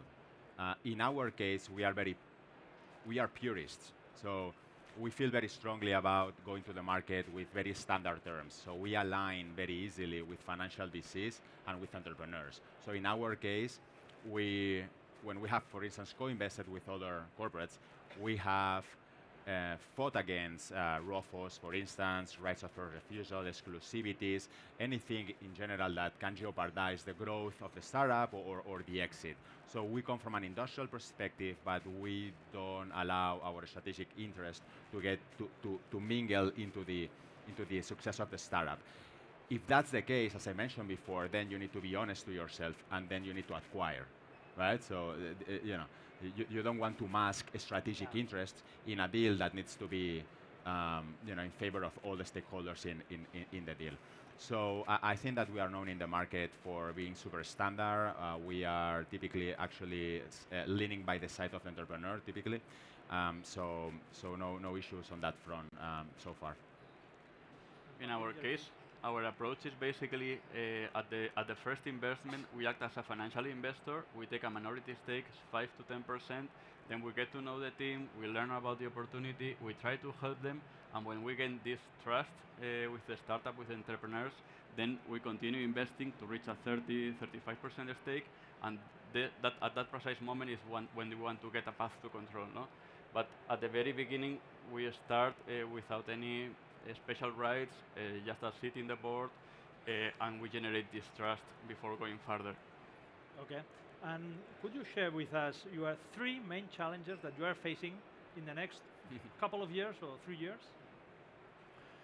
The first of all would be, so I'm truly obsessed about bringing the client at the core of the corporation, of the incumbent. Obviously, we have done a lot of work in that direction, but I'm thinking how to use innovation tools to accelerate that process, and that's why we have started to deploy, design thinking and other methodologies to truly transform the core.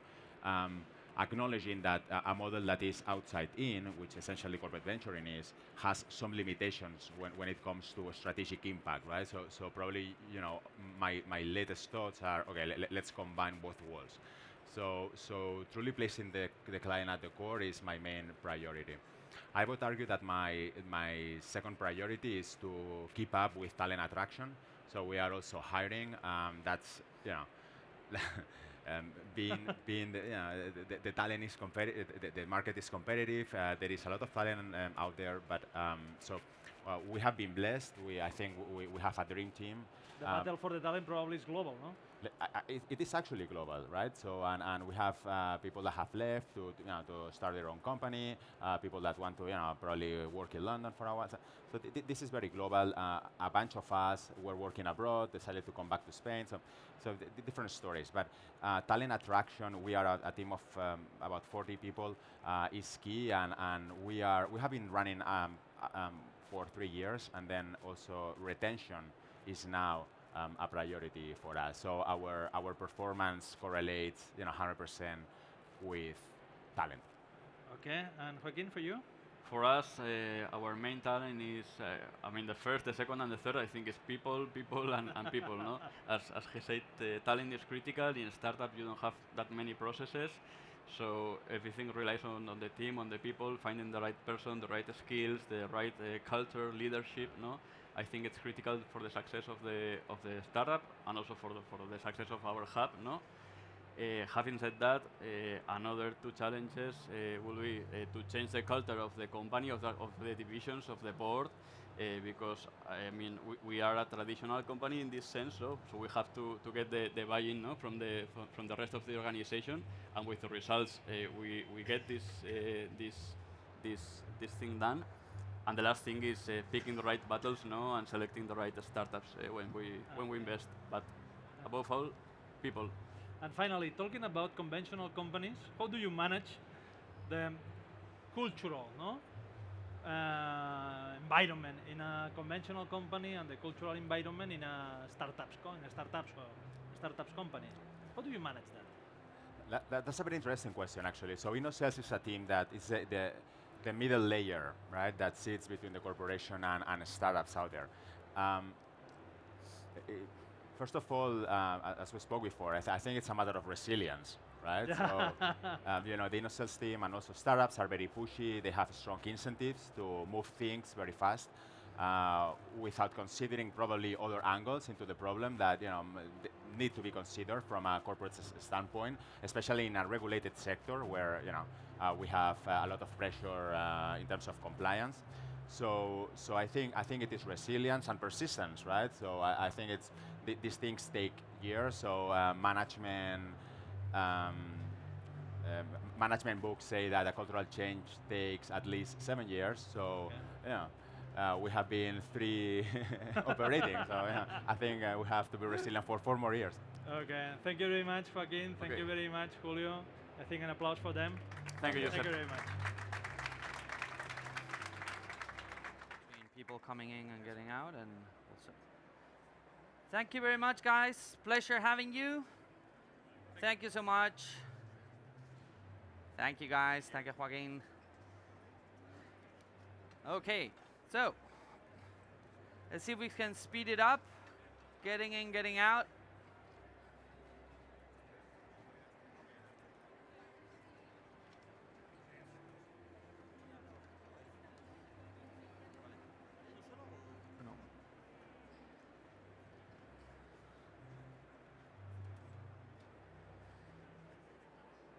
Okay, if we can fill the middle part, still 3 spots here.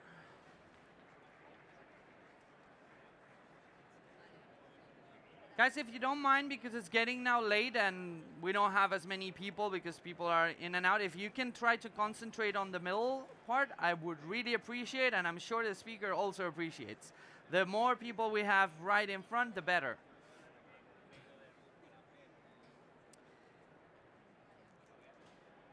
Okay, is everyone ready?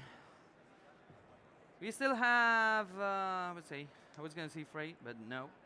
Okay. Pedro. Okay, are you guys enjoying?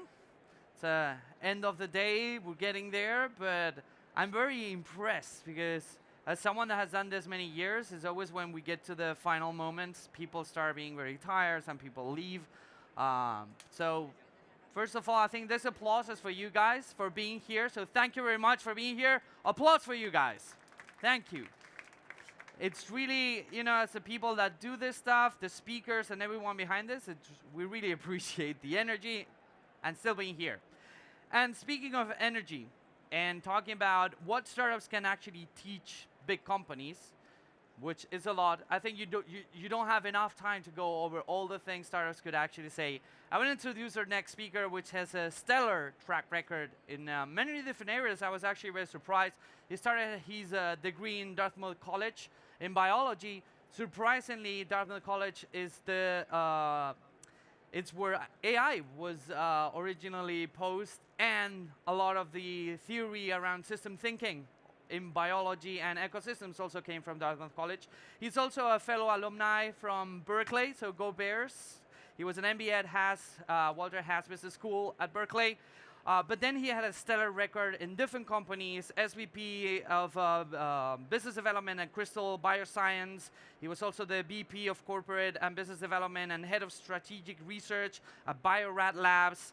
And last but not least, he's right now in the National Science Foundation Innovation Corps as the Faculty Director of the Bay Area and a national faculty, including being national instructor of the NIH at the I-Corps program.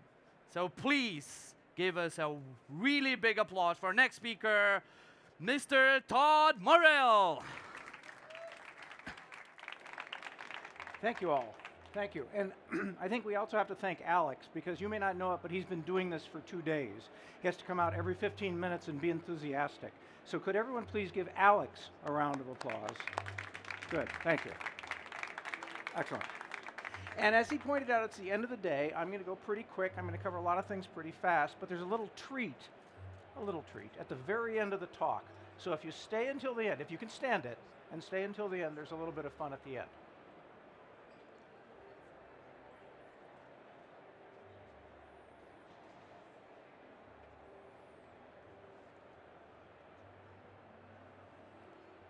Can you guys hear that at all? Black gold. No, neither can I. Texas tea. Well, the first thing you know, old Jed's a millionaire. The kinfolk said, Jed, move away from there. Said, California is the place you ought to be. Wait. California is not the place you have to be. At least this week, you need to be in Madrid. And we all wish that revenue or profit or product sprung up from the ground, like in the video. But it doesn't. So my name is Todd Morrell.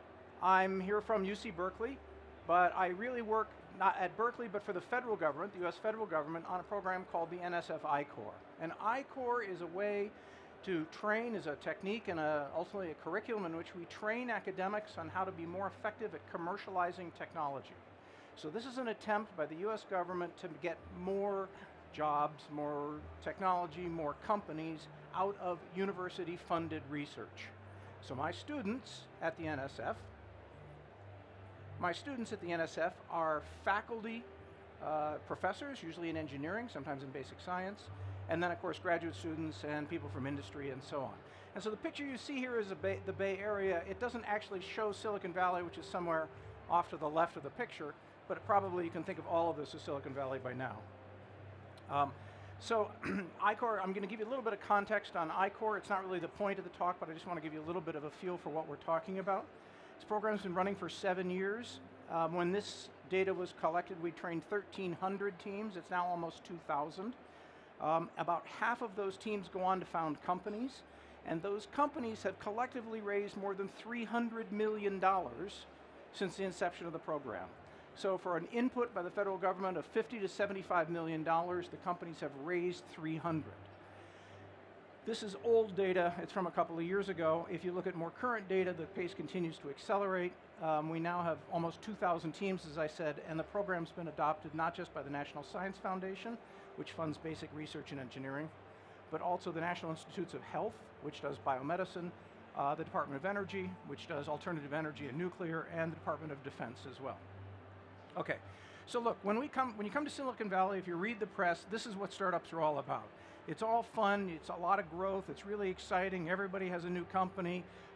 Every time you walk down the street, you trip over 2 or 3 incubators and startup accelerators and so on. And the truth is, you all have been here to some extent, it's a lot more difficult. The path is a little more difficult than you wish it were. And this implies it's a series of steps, which is pretty optimistic, because in my situation, or at least in my experience, Many of these steps are missing from the staircase, and if you don't watch where you're going, you fall right through the stairs. So it's a messy business. Startups are a really complicated, difficult thing, and that's one of the reasons it's been very difficult for large companies to adopt and deploy some of the techniques that have been successful in startups. So I've started 4 companies. I've been an employee in others. One of them we're very happy about. One of them we were happy enough about. One of them we weren't very happy. And one of them I successfully burned, threw away, dumped down the toilet $7.5 million of someone else's money on a technology which was brilliant, and we got the technology to work, but there were no customers for it. So I have been both through the nice, easy staircases and the ones that aren't so easy. I've also spent about half my life in large companies, and from that perspective, whether I'm working on innovation or other things within the company, it's clear that disruptive innovation, real change to a business, is very, very hard for big companies. It's easy for little companies, startups, to be disruptive. They have nothing to be disruptive about, to be disrupted. I mean, they go from 0 to something, that's good. But for big companies, there's already a process, there's already a business model, there are already ways of doing things, and the startup world tells them this is how they need to do it, and it's just really hard for them to carry through. These are a couple of articles on the topic that I put together. So big companies tend to be afraid of disruption. They tend to not tolerate failure. You have a couple bad projects and your career is gone. You can't really fail. And fundamentally, they don't understand discovery, the early stages of innovation, discovering new things. I'm not talking about technology. I'm talking about new businesses and business models. So what you see in Silicon Valley and what you hear about is that. It's the unicorns. The unicorns are the billion-dollar companies with private investment. It's great. It's wonderful. And, you know, we all believe in fairies and rainbows and, you know, all that kind of stuff as well, painted ponies. What you don't hear from Silicon Valley, of course, is the stories that aren't so nice, the companies that burn money and crash. So if you're following the news, WeWork has not crashed, but WeWork having significant problems going public because the private markets were probably a little too optimistic, probably very, very too optimistic, probably crazily too optimistic. And so, if you're following, their IPO has gone from, I don't remember, 50 billion to 30 billion to 15 billion to we're not going to go public to we fired the CEO to et cetera, et cetera. We'll see if they actually ever get out. So you don't hear about those, and we don't talk about them, but do you think Tesla makes money? Do you think Uber makes money? Keep your eyes peeled in the lower left of the screen for new names coming soon.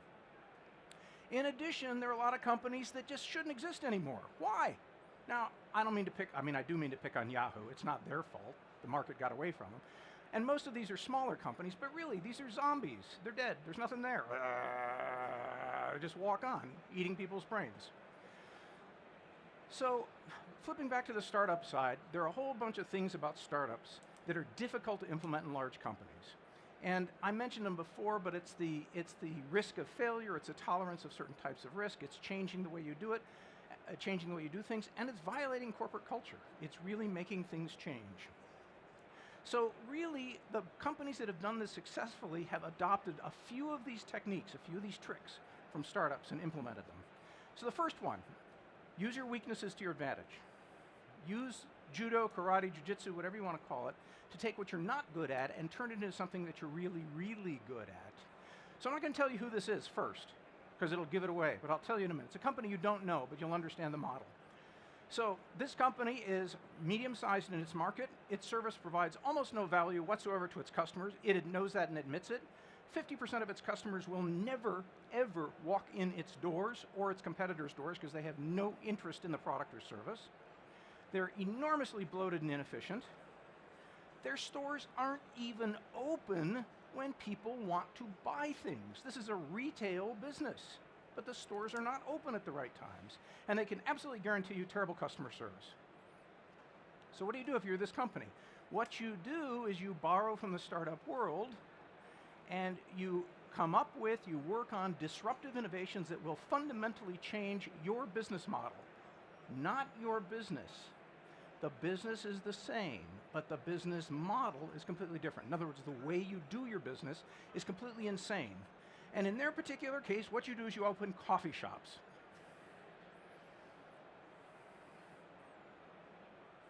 Okay, so it's a nice coffee shop in the middle of a pond or a swimming pool or something. It's a little peculiar. We'll take a shot from another angle. If you read Arabic, you might be able to figure out what's going on here. I don't. When I saw this, I still had no idea what it is. This is a bank. It may not look like a bank, it doesn't act like a bank, but it is a bank. And even when you show a close-up of the customers, it's still not clear what's going on in this bank. But in fact, what's going on is they have created, well, let's jump back to here. So, their service provides almost no value. They cannot provide interest. They cannot invest customers' money. It is not moral to do so, and it is against the law, and so they do not do it. So they're just a box. Happens to be a company, but it's a box you put your money into. No interest, no investment. Traditionally, women don't have checking accounts, and they don't use credit cards. Cash is used, but women don't even think about opening an account. They don't want to, and it's hassle. It's a pain in the neck to go into the branches. As I said, they're very inefficient. These are street-level businesses. They're banks like we have in Europe and the United States.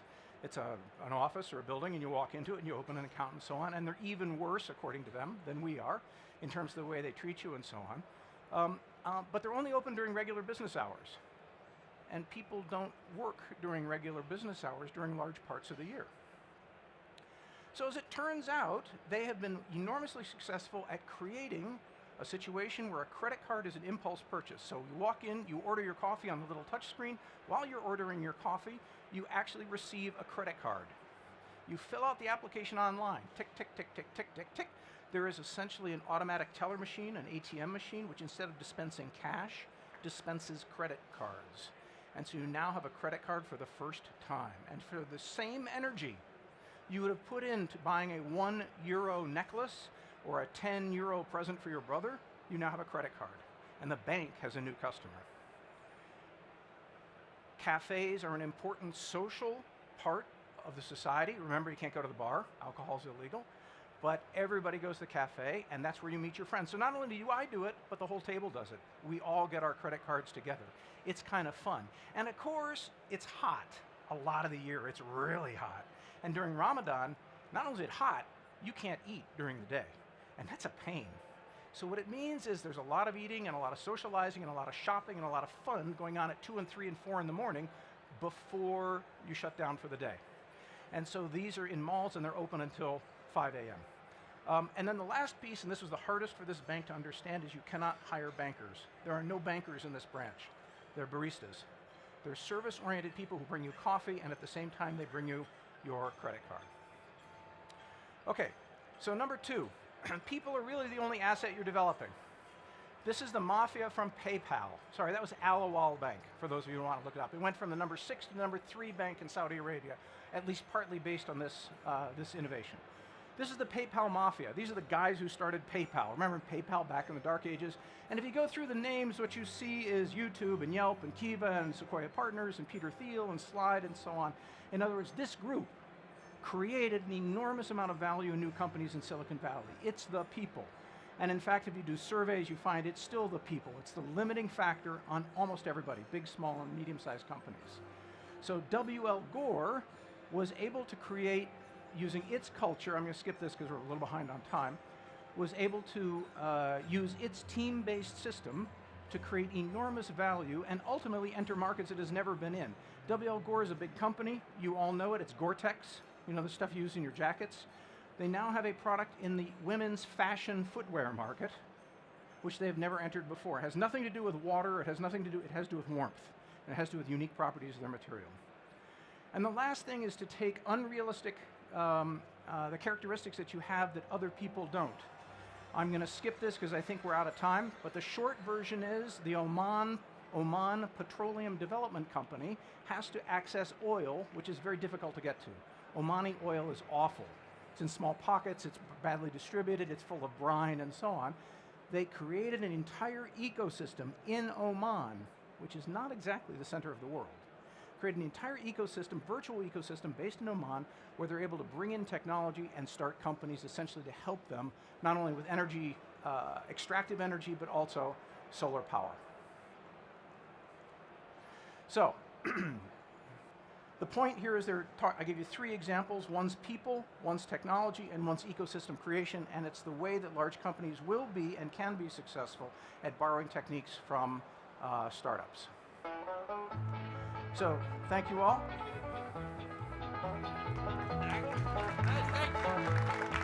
Big applause for Todd. Thank you very much. I was just watching at the last picture. Todd, are you around? I'm gonna tell you that's not karate, that's judo. I'm a martial artist, so we need to get to get this right. Okay, guys, so we're getting ready for our next panel.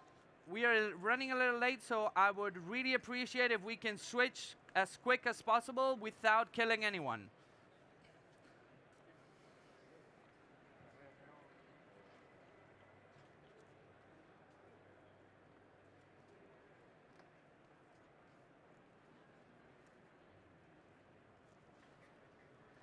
Okay, free spaces here at the front row.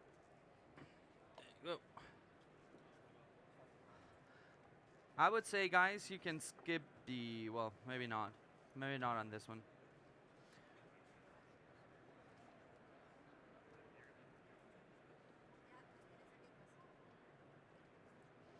Okay, okie dokie. Are we all set? Free space here? Right for you. They were waiting for you. Okay, so without further ado, let's keep moving to our next panel on setting up innovation programs in a companies, the do's and don'ts, and there's a lot of don'ts that normally happen. And to talk about that all the way from Argentina, please welcome our moderator, Patricio Guitart, founder of Guitart and Partners. Big applause. Patricio, thank you very much for joining us. And to join Patricio on his panel, please welcome Eric François Martin, from Group Innovation Director at BP from Bel Privé. Merci beaucoup. Luis del Valle, Aleman, Innovation Strategist at Madrid Innovation. Big applause, come on guys. I know it's the end of the day, but we can do this. Pedro Luzon, the leader of the Madrid campus of Airbus BizLab. Big applause. And last but not least, please a huge applause for Marisa Dominguez, General Director of Strategic Planning and Projects at ADIF. Big applause. Thank you very much. Stage is yours. Thank you. We are very near. Thank you all of you. We have, I think, a great panel. We have 25 minutes, so we are going to go directly to some question of each of you. Thank you for being here. It's an honor for me to share with you some ideas and thoughts about innovation. First of all, I would like to start with Henry. Henry, Group Director in BP. BP is an international e-commerce company specialized in the flash sales industry. So I would like to know, Henry, from your point of view, what exactly is innovation in BP, and how do you drive innovation in your company? Okay, big question. Everybody can hear me? Just nod if it's good. Perfect. So VP, just to talk about flash sales, it's an e-commerce activity where we propose limited stock during a limited time, and our customer value proposition is to propose the best brands at the best price. So we are a very large European company, and so for us, innovation is about 2 things. The first step was to imagine and to reinvent all our processes and tools in order to support our growth. This is for the corporate part. And we wanted also to be capable of reinventing basically on day-to-day basis the customer value proposition and what we want to propose to the members on our applications and desktop. So this is what we try to reach, and how do we do it? In my mind, as a previous entrepreneur, it was very important to understand that innovation is an investment, so it's important for the corporate and also for the startup to create value. So we built our approach around this perspective. So to do so, we first identify all the needs internally. We qualify them in terms of business potential in order to prioritize them. At the same time, we identify all the startups that could be able to answer to these needs. We select them in our program, in our innovation teams. We test the technology as fast as possible. And at the end, we say to our board, what is the business potential of this solution in order to decide if we have to pay a license or even if we want to invest in it. Thank you, Henry. Luis, regarding your consultant expertise related to innovation and strategy, for you, which are the key mistakes companies do when they want to execute an innovation processes inside the company? Well, I think there are many, and it depends on obviously on the market and the kind of company.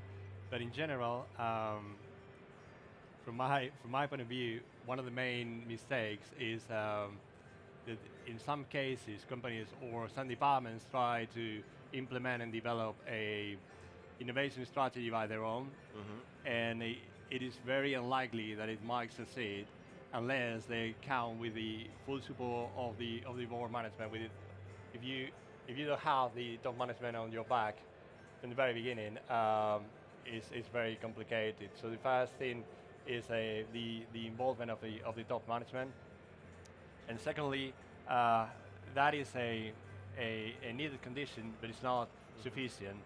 On top of that, you also need to get the involvement of the overall organization. So it has to be a transversal initiative. It cannot rely only on the innovation or the R&D department. It doesn't work like that. If the rest of the company is not supporting and is not involved in the overall innovation process, it's again quite unlikely that it might succeed. Because once these guys come up with brilliant ideas, the company is probably looking at a different point, at a different focus, and it's quite likely that there might be a rejection in that first approach of the new ideas into the company that is into the exploitation of the day-by-day issues of the company. Okay, Luis, thank you very much. And Pedro is the director of the campus of Airbus BizLab. It's an accelerator program inside the big company. For you, Pedro, which are the challenges to do an open innovation approach in a company like Airbus? Well, approaching corporate innovation and open innovation, I don't know if you guys can hear me. Can you hear me? Not very well. Yeah. Now better? Yeah, now much. Thank you. So, like I said, when trying to put together innovation programs within big companies, especially open innovation, trying to bring innovation from the outside to the inside, in our opinion at Airbus, we believe that we have to have two things.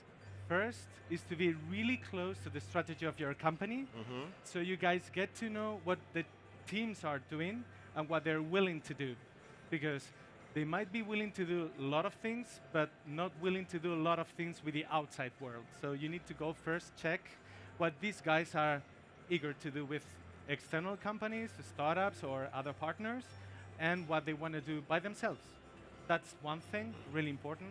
And second thing is have a strong team that really can translate all this internal corporate language into something that the external partners can understand, so that the communication is fluent and we can get an agreement on what are the kind of topics we can work together. If we don't have that language, if we don't have that knowledge, what is interesting for the teams to work outside, the magic won't come. Thank you, Pedro. Thank you very much. Maria Luisa from Adif, a state-owned company here. First of all, I would like to know how is your experience or the experience of your team driving innovation in a state-owned company, like Adif? Well, yes, it's true that Adif is a state-owned company, but I think the most important characteristic of Adif is that we are the railway infrastructure managers. And as you know, railway is a quite technified sector. So a lot of different technologies are all together in a railway system. So for us, innovation is not an option. Okay. It's absolute necessity, because we have to be improving and taking continuously the best state of art in all our technologies, because once they are incorporated in the company, in the railway system, they must work together. They are not technologies that can work isolated. So to make sure that they work all together properly is absolutely necessary for us to be in continuous innovation. Thank you, Maria Luisa. Thank you very much. Are you hearing very well? Okay. I would like to with Henry, for example, what did you learn about the innovation processes, no? In a way you are executing, how you measure innovation, no? In BP? We learned a lot. Maybe the most important thing that we learn, I often try to say that innovation approach into the corporate is a kind of mirror of your organization. You always see the best parts, and you always see the bad ones. And maybe the central things we learned is the necessity to have methodology and the right mindset. The methodology is to understand that you always have to answer a need. This is very common, at least in the tech companies, to a little bit forget the target rather than testing new fancy technology. So it's very important to always know why we are doing things and what value creation we want to reach. And for the mindset, maybe the most important part is the humility. The humility to say I don't know. The humility to say, okay, my job is going to change because this is the market, because of course the numbers show me that if I compare myself to artificial intelligence, of course there is no debate and we have to change things. And I think this is the most important part, and we always try to invite all the employees to have this mindset. But I could speak a lot about what we discovered, but the most important thing is focus on value creation and humility. Okay, and the value creation is measured by it's very, very easy, because we never start a project without knowing what are the KPI we are going to follow in order to evaluate if it's successful or not. So in terms of productivity, it's pretty easy. We improve margin, and in terms of action who have an impact on the user experience, we follow the incremental turnover. So we are capable of proposing at least a standard vision of a business unit where we have costs and we generate value, and we are pretty profitable. Also, thank you. Sorry, Luis, as a founder of Madrid Innovation, it's a virtually company incorporated in Madrid to work with things like strategy, innovation, execution, and open innovation also. Which are the key points to take care everybody in order to drive innovation culture inside the organization? Huh? Well, on top of trying to avoid the mistakes that I already mentioned, so whenever you try to create something new and you identify the subject of that innovation, it's also very important to identify not only the stakeholders, but even all the departments that might have any interaction with that innovation in any stage of the process, during the innovation or as a user or as some support even within the company. So it's very important to take them on board and make them be part of the team that is going to innovate from the very beginning. Because doing that provides you with a couple of reinforcements that are very interesting. First of all, you create a feeling of belonging because they're part of that thing that's going to be created, and so you can minimize the rejection that normally comes out of innovation, that is comes by hand with change. So we're normally reluctant to change, and innovation is not an exception in that case. So when you involve all these stakeholders, then you minimize that. And if you really succeed in that involvement, you can even make them to become evangelizers of your idea. So it's not that they already make a buy-in of the idea, but they also sell it to the rest of the company and the rest of the departments. And if you can go one step further and play or use or implement an open innovation strategy, you can also take advantage of the rest of capabilities, skills, and knowledge that are already surrounding the company. And you, if you manage to, as well, to involve them from the very beginning, then the potential and the efficiency of your innovation is exponential. So it's much more likely that you succeed, given that the natural result of innovation is failure. Yeah. But there are mechanisms that can help you to minimize and reduce the percentage of failure. Thank you very much, Luis, for your point of view.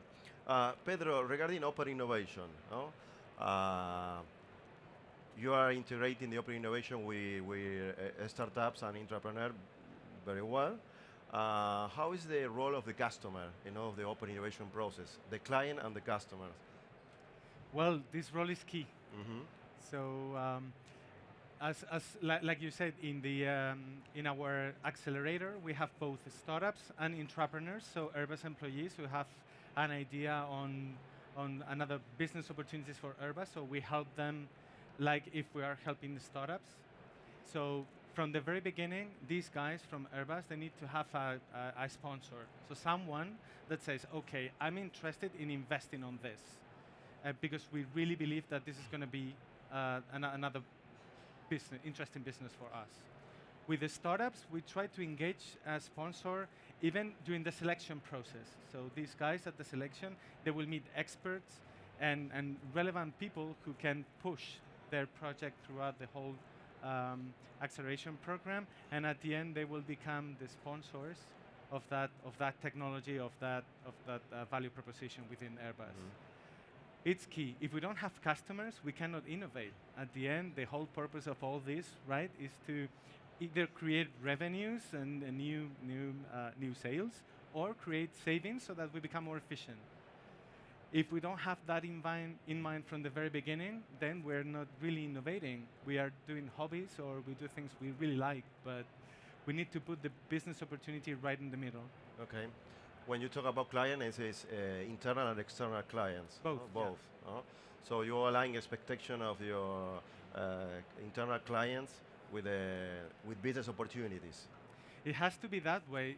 If you work with the startups, you cannot make them work just with you.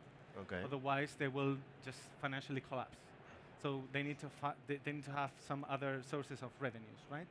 When you work with internal projects, we need to know that the market is interested in our proposals, because we can be working with something that is really internal, but maybe we can be missing a big opportunity outside. So we need to test the two sides of the coin, right? Thank you, Pedro.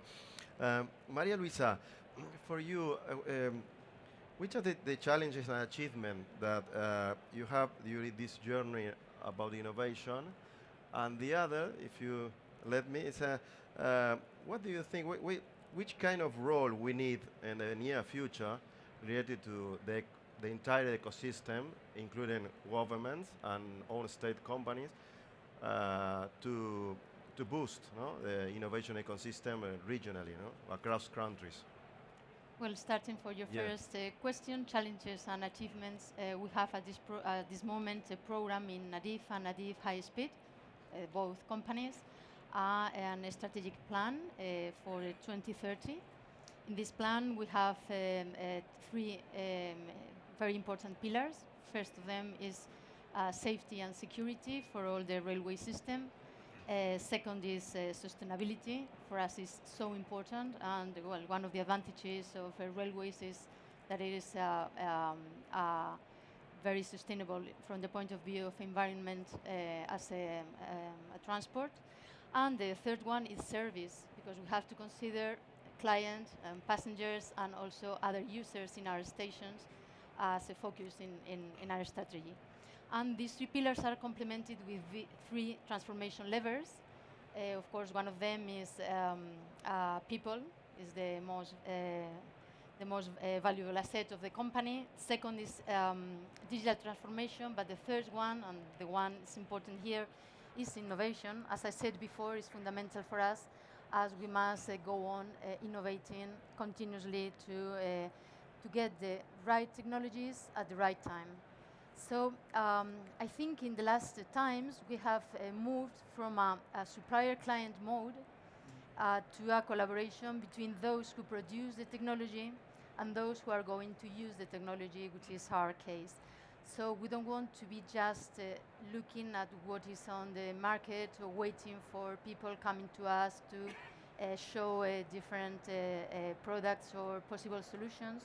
What we are starting to do in our company is we identify the needs and we call it innovation challenges. We publish them on our website, so you can enter in www.adif.es and open a consultation period so that all technologies can propose a solution. Then we have, I think, a quite complete process inside to select and to see if that possible solution could fit us. And in that case, we can go to an implementation, but as we are a state-owned company, of course, after a bidding process. So I think it's important for you to know that it is called a prior market consultation under the Public Sector Contracts Act, that of course applies to ADIF and ADIF High Speed. But even though we have those limits, we could say, I think we are really profiting the moment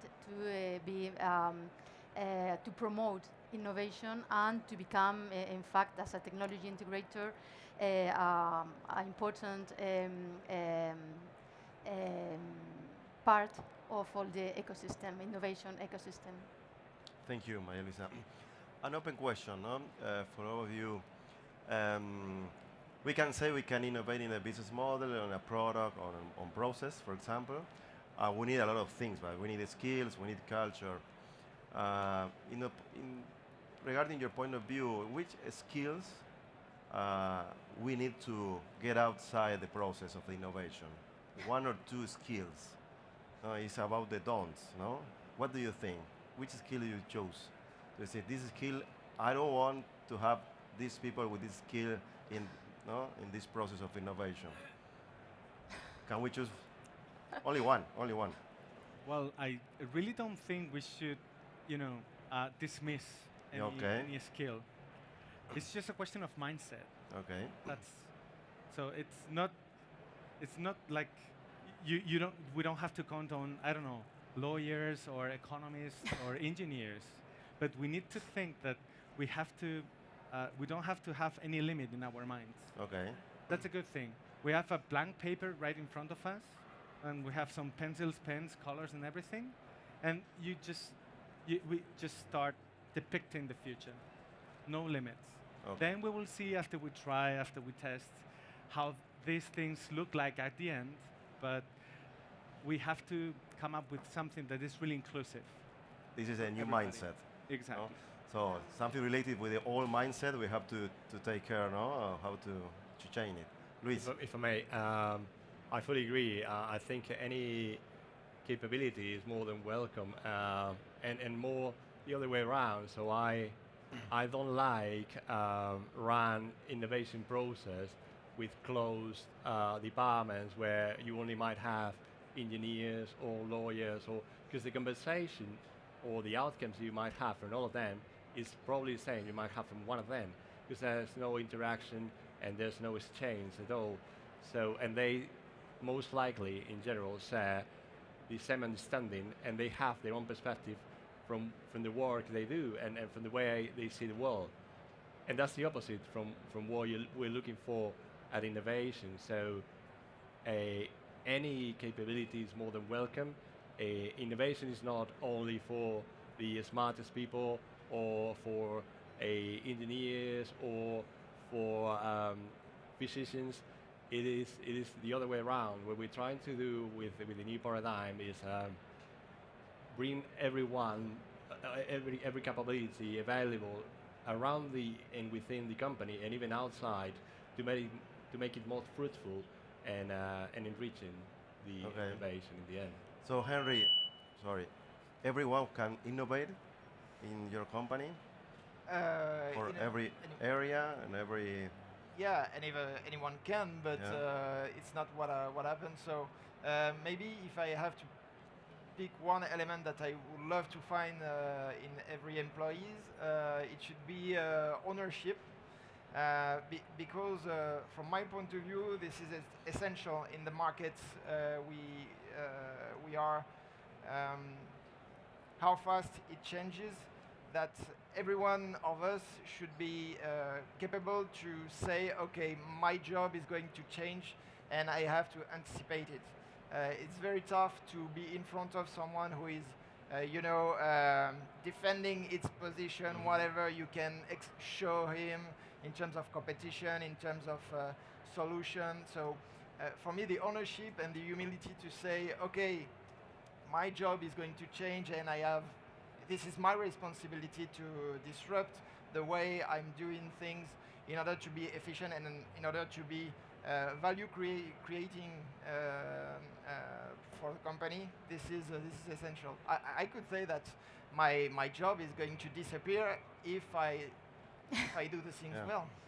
Because at that time I concentrate the innovation approach, but my purpose is to distribute the methodology in order that the product are autonomous and they are capable of doing things by themselves. And as soon as we are in this position, I have no job anymore, but I will have succeeded.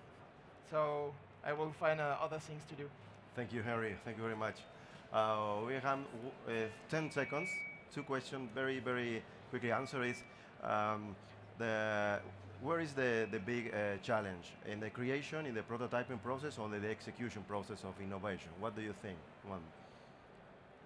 Well, I think in Even all three? of them. Okay. You have to find out the challenge. Yeah. Because if not, if you don't really know what you really need, it's quite difficult to move all the process. Okay. But I think all of them are quite important. And going back to the last question you did, I wanted to say that, of course, there is a innovation department in ADIF, but we are promoting a competition for all people in the company to promote them to think about how to improve railways. And I think it's clear that in railways we have always innovated because we have moved from steam railways to high speed. Yeah. So innovation, innovation, innovation. Luis, to close, the near future of innovation, what do you think? What do you like to add? The innovation. Well, I don't have a crystal ball, but I think we're on the way to change the paradigm and to make it more transversal. And I think there's a new, very interesting role that is appearing. That's the a innovation facilitator, which is so it's come from those that used to be gurus that now are facilitators and provide the guidance to others, and in the sense of making innovation available for everyone to participate. Okay. So thank you very much to participate in this panel. Thank you for all of you. We have to finish. We're only 25 minutes. Pleasure having you on stage. Thank you so much. This is a word of warning. Next time I have an Argentinian on stage, it's like, the counter is 0. He's like, we still have 10 seconds. Like, where are you seeing the 10 seconds, my friend? Argentinians. Thank you very much, guys. It was a pleasure. Thank you, Patricio. Okay. Whoopsie, sorry. You see, narrow stage, so we need to make this fast. People getting out, people coming in. Come on, be quick, guys. Just try not to kill anyone. Oh, wow, a lot of packed people here. I hope you're friends, right? Yes. Okay, good. Very close friends. I can see that. You guys also good friends, right? Yeah. Okay. That sounded like wife, husband, right? There you go. Okay, guys, plenty of space. Still space, a lot of space here on the left side. Okay, guys, try not to stay there having a conversation, please. There we go. We're good. Still space on that side. Guys, please, no conversations here. Thank you. Sometimes I love my job, other times I hate my job. I have to be the nasty Grinch telling people, stop talking on my stage and sit down or get out. Come on, guys. Either you stay or you go, and I can start singing if you stay. There you go. Thank you. Okay, wow. It's impressive. Still nearly the end of the day, and everyone is here. So you know what? As we keep doing, plenty of space on that side, ladies. You can come here. Yeah, come. Nice to meet you. Does that has alcohol? A little bit, okay. We're gonna talk later. Thank you. You're gonna need that. Okay, so are we guys ready? Everyone's ready? There we go, we're ready. Okay, so it's an actual pleasure introducing the next panel because there's a bunch of very good friends here. So we're going to talk about why open innovation matters more than ever and ever. It keeps mattering more and more every passing week. So to run the panel, please welcome my good friend, Jose Iglesias. He's the director of Europe, Middle East, and Africa for Techstars. Boom. And to join him in the panel, please welcome Ludovic Ulrich, the partner for Silicon Foundry. Ludovic, big applause for Ludovic, please. Following, please welcome Silvia San Joaquin, Client Innovation Manager at Naturgy. And you have a fan here. He came with a T-shirt, yeah? You know, there you go. Please welcome Ignacio Thea, Executive Manager of Strategy and Technology Innovation at Bankia. And last but not least, big applause for Francisco. This is a hard one. Francisco de Aristegui, Director of Innovation Studies at Zabala Consulting. And just for the record, you don't know this. Yeah, I know, sorry. They were wearing a jacket before, and they said, we need to throw the jacket. So there you go. Stage is yours. Thank you, Alex. Thanks, everyone, for being here. Love the energy. No. This is me. This is me. Hello. No. Probably this microphone is yours. Can you guys hear me? No? Alex. Boom. Can you hear me now? We need sample. Yeah. No? Let's go. Mine's works. I think you're good now. All right, then you guys go. Hello. Yeah, right? Yeah. All right. So I was saying that love the energy. It's 5:30 p.m. Day 2. Yesterday was a long day. Today is a long day. So thanks everyone for being here. We're gonna skip the intros because he made the intro. So whenever you take the word, you can say a few words about who you are in your company. But we don't have a lot of time, and I'm not an Argentinian, as Alex said. So when that's 0, it's 0. So we were having a conversation in the speakers room before. And I was telling them that I was preparing some questions that, we were talking on email. And I actually found in my email that 4 years ago at South Summit, I was moderating a panel with the same title. So it looked like open innovation, it's been mattering for a long time. So, the intention here is to be quite practical and to the point. And if any of you can leave this session with a few things that you can action tomorrow in your companies, that would be ideal. So my first question is for all of you. It's what is open innovation? What's your definition of open innovation? Do you want to go first? All right. So there's a fun one that's the intersection of hoodies and suits. So that's why I kept my jacket, I guess, on the dress code. No, I think it's becoming very mature. To your point, I think it's been on a topic at different conferences for a while. I think for me, I don't know what's the definition of open innovation. I let the practitioner who are doing that all day long. But what we see more and more is that those teams ends up being just business development. They graduate into not being a concept, a specific team called open innovation. It becomes just the way you do business, the way you do partnership, the way you're gonna survive as a company. As you know. We tried at Silicon Foundry, so I'm based in San Francisco, so we help corporates basically engage with that innovation ecosystem across multiple ways, getting the right connection, meeting the right startups and players. And one thing we usually say is to have some sort of portfolio approach. So for me, that innovation approach is basically some sort of strategic business development. You can have different ways to do that, and they're not mutually exclusive, and we usually recommend to do different ones. Could be investing in funds, could be making direct investment, could be making pilots, could be doing traditional business development. So all those things needs to happen. So that's this notion of portfolio and business development, in my opinion. We have one definition. Long one. Well, I totally agree with your definition. We don't have you. The mic is not working, I think. Hello, hello. You're gonna go while we wait? I think your mic is not working. No? Is my yeah? Yeah. You hear me? Yeah. Hear me? No. No? So. Well, I can speak. No. Now we're good. Now it's getting warm. Now we're good. No, I totally agree with your definition. If companies want to Well, survive, is mine works. it's the way we need to work. And as you were talking, we need to be more practical. We need to explain examples. So I will try to provide a few examples that Naturgy is doing in open innovation as a way of explaining that for us is the way of evolving our business and to satisfy the needs of our customers. For example, we are working in an initiative that is called Start for Big. Most of the challenges we have nowadays are cross-sector, so it's a way of working between 5 different sectors and startups. We are working with Aigües de Barcelona, CaixaBank, SEAT and Telefónica, and in this case we are trying to look for pilots that can be easily tested between 2 or more and can be scaled up in a fast way. So it's a way of doing, let's say, more fast open innovation.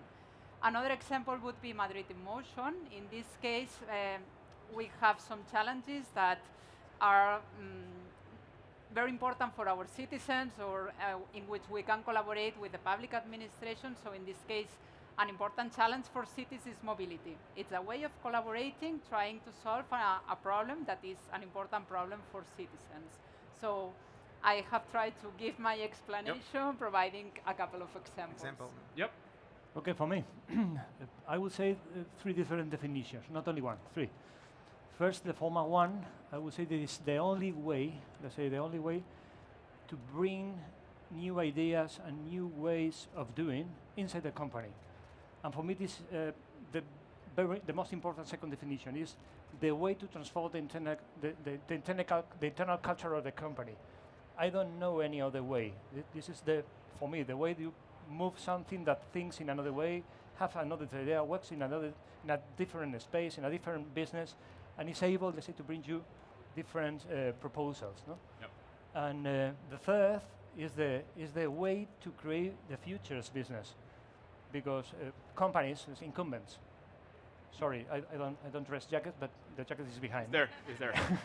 I saw him. I had a meeting this morning with the president, so sorry for that. Yeah. But the companies, incumbents are very good, let's say, in improving the processes that we run every day. But we are not so good, let's say, adding new, good and real propositions. And from my understanding, this is a better, let's say, way to create those future business. So 3 definitions, sorry. Thank you. Okay, for me, open innovation is, as far as products and services are now knowledge-based with a lot of multidisciplinary knowledge, and a company doesn't know of everything. So it's about structuring the management of innovation collaborative projects, because collaboration has been done from decades and long ago, but it's the way you structure it and identify your partners and around the idea of a project, and also the way you fund that innovation with different instruments, not only with your own resources, but with public funding and with private funding, like new alternative finance instruments like crowdfunding and so on. Okay, so just to sum up, from you, Ludo, I take that open innovation at the very beginning, back in the day, started like everything quite vertical, like kind of like a new department doing weird stuff. Yeah. And now it's becoming horizontal, right? Sure. From you, I take collaboration, right? Like working with other players, because if you're by yourself, it's actually not, you don't move that fast. From you, Ignacio, I take culture, right? Like it's a way to transform the culture of the company. And from you, Francisco, I'm going to take management, which is basically the new way of doing things. Yeah. So I think we have a good panel because we have Naturgy and Bankia, so two big corporations, and we have Silicon Foundry and Zavala, which is two organizations working with multiple corporates, multi-vertical, multi-sector. So from each of you, I would love to talk a little bit the triggers, like what makes a company get into this space, working with startups, thinking in different ways, collaborating with other corporations. Sometimes even, and we have that within some of our partnerships, that we have companies that are competitors working together with us, right? So I would love to understand from your perspective, what are those triggers that actually one day you realize, okay, this is the only way to go? Can we start like the other way around? I think that sooner or later companies realize that cooperating with people who has the knowledge is cheap. After all, it's cheaper than doing by your own way, and you will get sooner to the market. And as long as the life cycles are shorter, the sooner you get to the market, the better. Yep. Basically. In the case of Bankia, I think that the trigger was, but the trigger has been changing during the way. No? First of all, it was because we needed to understand what was happening in the market. No? We came from a very bad situation, and we needed to know, after recovering that situation, what was happening in the market as soon as possible. So we created, let's say, a kind of radar, let's say, to understand the different trends and companies making things in the market. This was the first trigger. No? After knowing, let's say, what happened in the market, the radar, we realized that we needed, let's say, to work with them to add those propositions as soon as possible, as you said before, within the portfolio. No? Probably is the point that we are now. So we are trying to move all the things that we think that could be good for our customers or business or people into the business, let's say, normal proposition. And this is something that we are still on then. No? Yep. Silvia.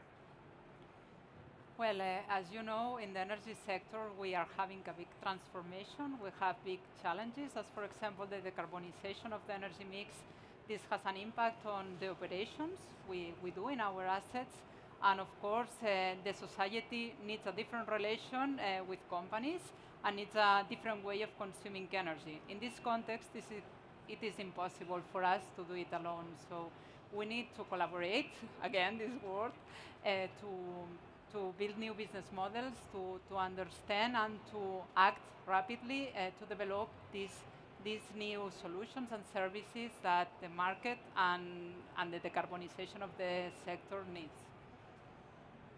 So I'm surprised nobody said fear, because that's unfortunately a lot of times that's, I'm freaking out. I'm the CEO of this company. I see my competitors struggling.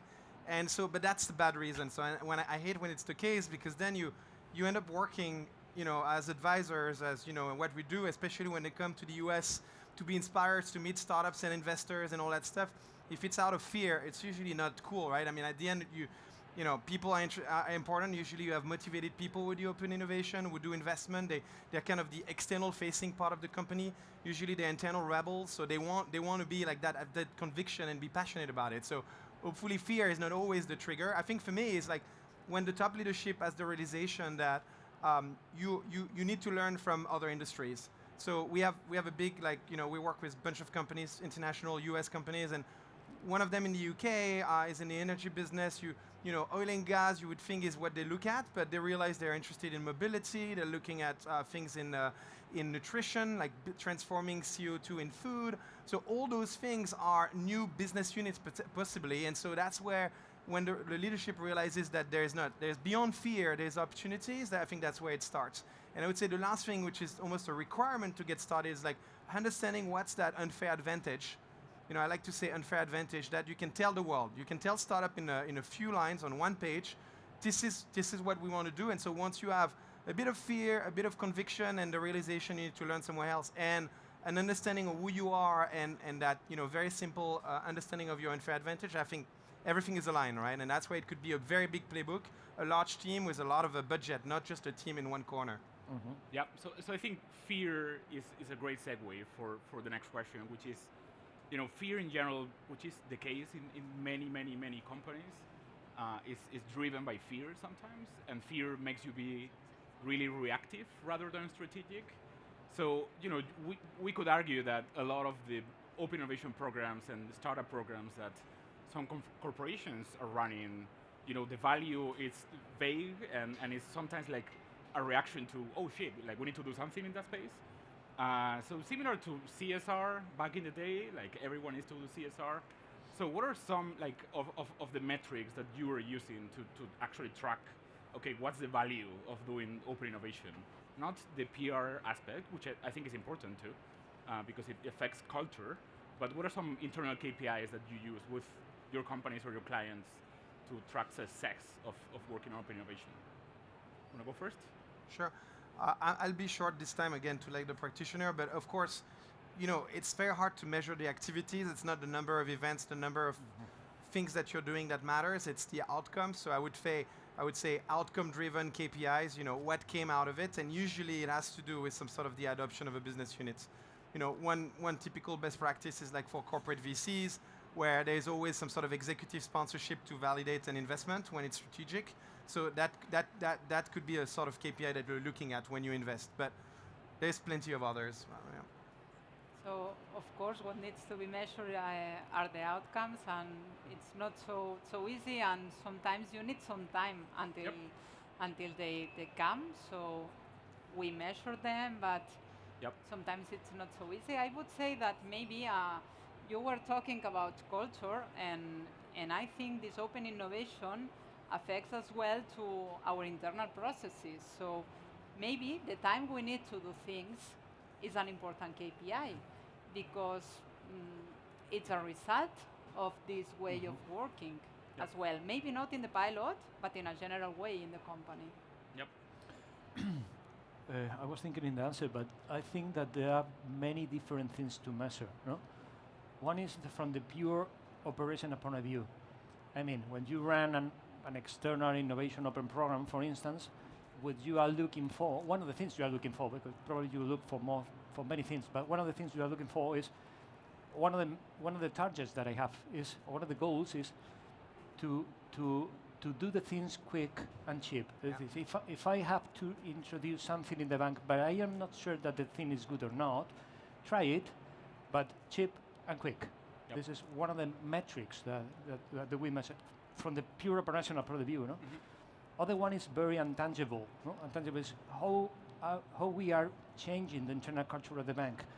And it's something that you can measure in this internal structure that now, for instance, in banking is running innovation.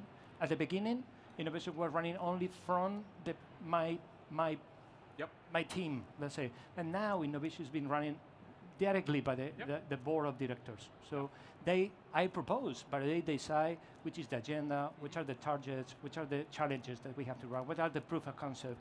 We assign a proof of concept and a sponsor and a partner. They work with them, they say, developing the idea. They say, this is the way I measure the things are changing. Yep. Probably slower than I wish, no? Yeah. But they are changing, no? And another one is when you finally decide to invest in a good company. We don't invest from the financial point of view. We invest to create something, no? To deliver something new for our customers. Obviously, in that stage, you expect income. Let's say you expect real results. So, depending on the phase you are, you measure different things. No? In my point of view, there are more economic KPIs and other more intangible. The economic ones will be, as Ignacio has said, do I introduce in the market any new product or new services based on the innovation process that I engage, or do I increase my turnover or my exports due to that, or do I consolidate my innovation team within the company due to that innovation open process? The time to market is also a KPI with a clear metric. Or there are more intangibles that do this allow me to networking with a broader community, consolidate broader networks of collaboration with qualified people.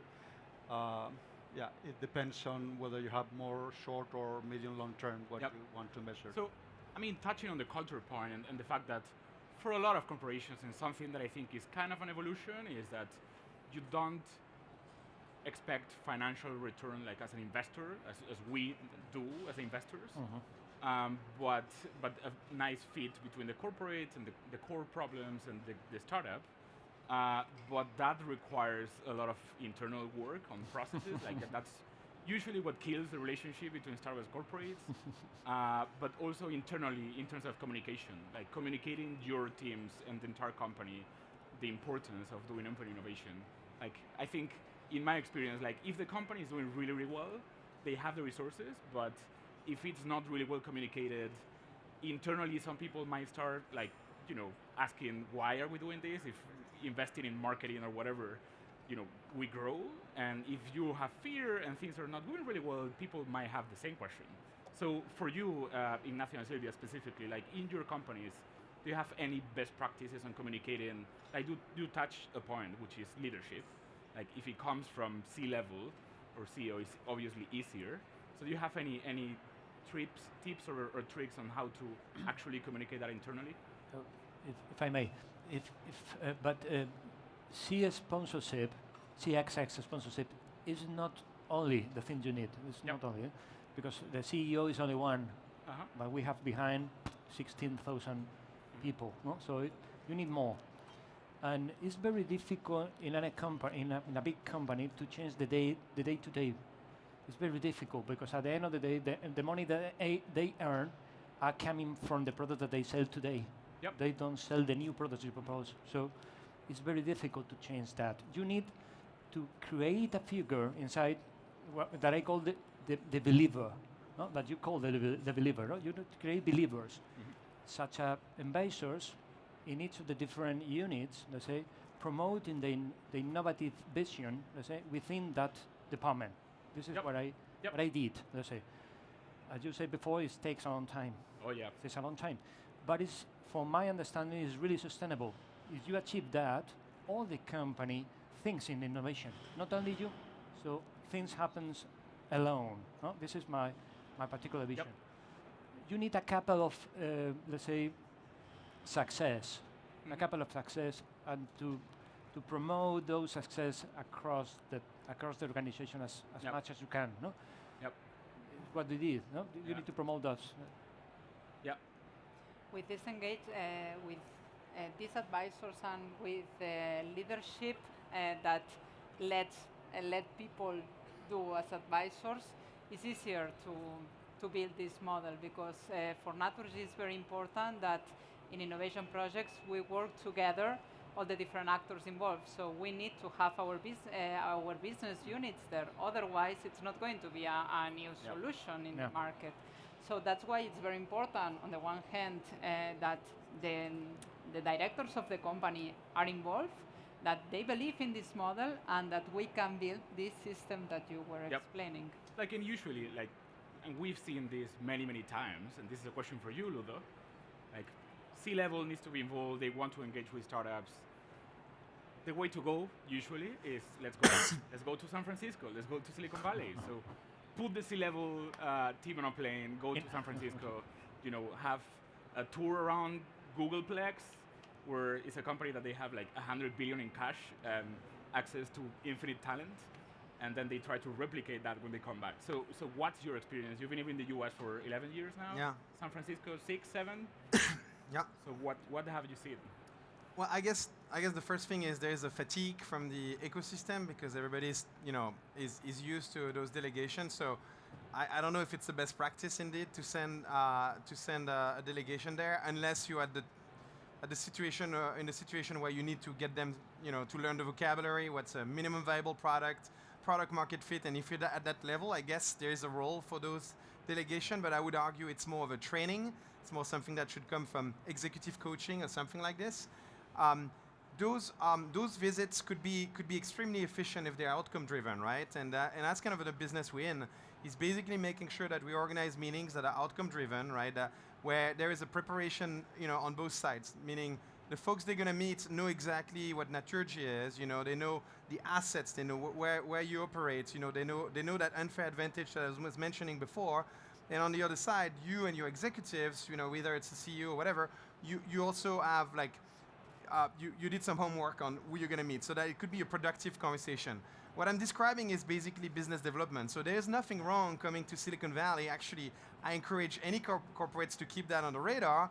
Whatever people say and are cynical about, it's still one of the center of innovation, and there's a lot going on. But you just need to do that, you know, in a very kind of a BD-minded standpoint, I would argue. And you know, a lot of corporations now don't go to San Francisco anymore. They go to China, and so it's another thing, you know, because they want to be blown away, and you're blown away. But I think the funny thing we see now in the U.S. is a lot of startups copying some Chinese startups, some Chinese business models. So it comes to a point where, you know, the Western world is copying China, but in a way where that's GDPR friendly, that's privacy friendly, the face recognition, whatever they're doing in retail scenarios is compatible with what we expect in Western culture. So you can do that, but there are like some things to respect, not to make it a tourism trip, obviously. Yep. So if you want to go to San Francisco, ping Ludo. Anytime. We have 30 seconds, and I have a question that is quite deep, actually. So short answers in terms of what are some predictions that you might have in terms of open innovation? Like the companies, the corporations that will survive, a few of them will survive. So how do they look like in the near future? I'll do it super quick. Peripheral vision. Don't look at your core business, but look at things that are at the periphery. Adjacencies, another way to say that, so that's usually where the next big thing for your innovation strategy for a given corporate is going to be. So the folks who have that mentality to look outside of their core business, that's probably the smarter corporations. Any other quick answer to that? Well, quick answer will be maybe we don't know what we will be. Yep. So thinking in this way, we will be able to develop other business models in which we are not thinking now. Yep. My quick answer is similar to Ludo's. I think that the limits between the different sectors has been delayed, and you have to look around, things around that happening around. Clear. Yep. Which is good for startups, right? You can be creative, I will say, as it happened with the dinosaurs, it will not be the biggers who will survive, but the ones who better adapt to change. Yep. The quickest. That's a nice quote to finish. Alex, really sorry. Thank you very much. Thank you very much, guys.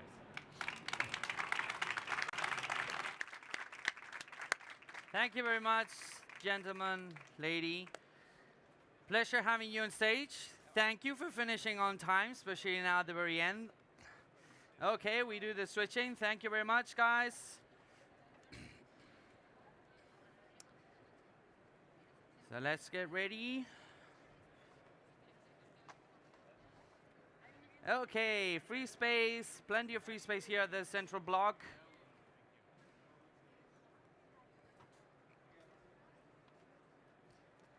Challenges, challenges, challenges for infrastructure companies. So,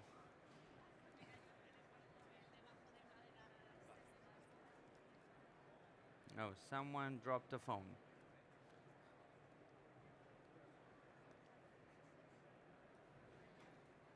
Oh. Someone is going to be very happy. Someone found a phone. So, okay. Make sure plenty of space, guys. Let's try to make it quick. Size on the other side. Are you guys staying? My friends, Change Labs, are you staying? Are you sitting? Are you going? You're waiting? Yes, I'm saying. Plenty of space here, please. Guys, because we're not a lot, do you mind if you guys get concentrated on the central block, please? There we go. Okay. Are we ready? Head closer. Don't be shy. Oh, come on. Don't be shy. We're nice people. Come on. Yeah, but the speakers I want to see you here.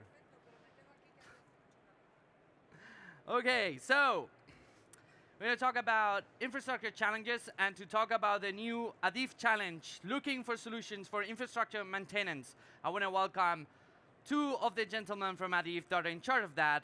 Please, big applause for Miguel Rodriguez Plaza, Head of Entrepreneurship and Technology Transfer at ADIF. Big applause, please. And Samuel Tejado Aguado, Public Purchases and Innovation and Technology Transfer at ADIF also. Please, big applause. Thank you.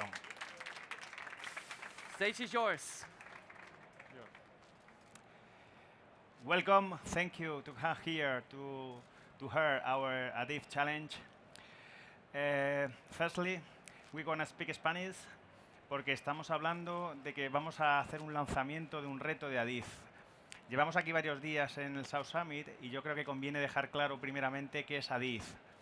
ADIF es la administración pública. ADIF es un ente público empresarial que depende del Ministerio de Fomento. ¿Por qué es importante? Porque esto nos condiciona a poder comprar tecnología y poder innovar.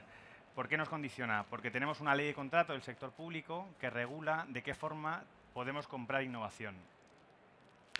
Estamos en un escenario de Open Innovation donde necesitamos que los tecnólogos del mercado entren a colaborar con nosotros. ¿Cómo estamos haciendo eso? Pues aprobamos recientemente un procedimiento interno donde a través de los retos utilizamos como herramienta la innovación para intentar solucionar los problemas que tenemos en nuestras competencias. Nuestras competencias, como bien sabéis, es administrar, explotar la red ferroviaria española. Y al final nos encontramos con muchos problemas diarios que requieren de una tecnología que a veces no existe en el mercado.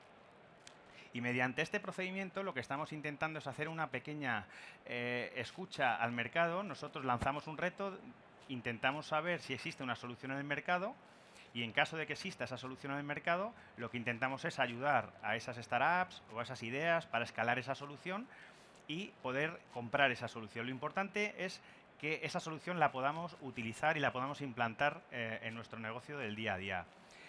¿Que existe la solución? Pues utilizamos los procedimientos habituales de la Ley de Contratos del Sector Público. ¿Que no existe? Pues nos vamos directamente ya a la CPI. La CPI es una herramienta que nos permite comprar tecnología, comprar servicios de innovación, comprar todo aquello que no existe. ¿Por qué es importante? Porque al final nos permite lograr algo que no existe en el mercado.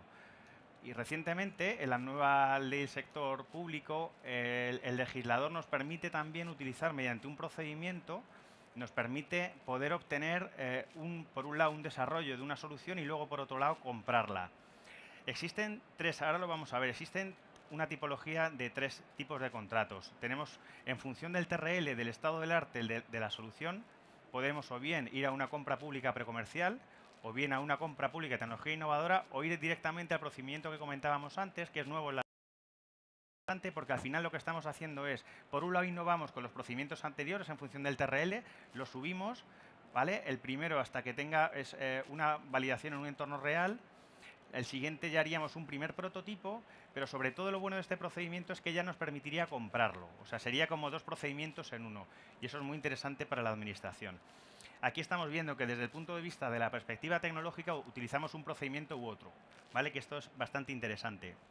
Y luego, lo único, para que tengamos en la cabeza que en base al procedimiento que utilizamos, pues el régimen jurídico de ese procedimiento, o bien está la CPP, por ejemplo, es el artículo 8, que está excluido de la ley de contratos y por lo tanto es un contrato de innovación que está fuera. Luego ya tenemos la CPTI, donde efectivamente sí que es un procedimiento al uso de los habituales.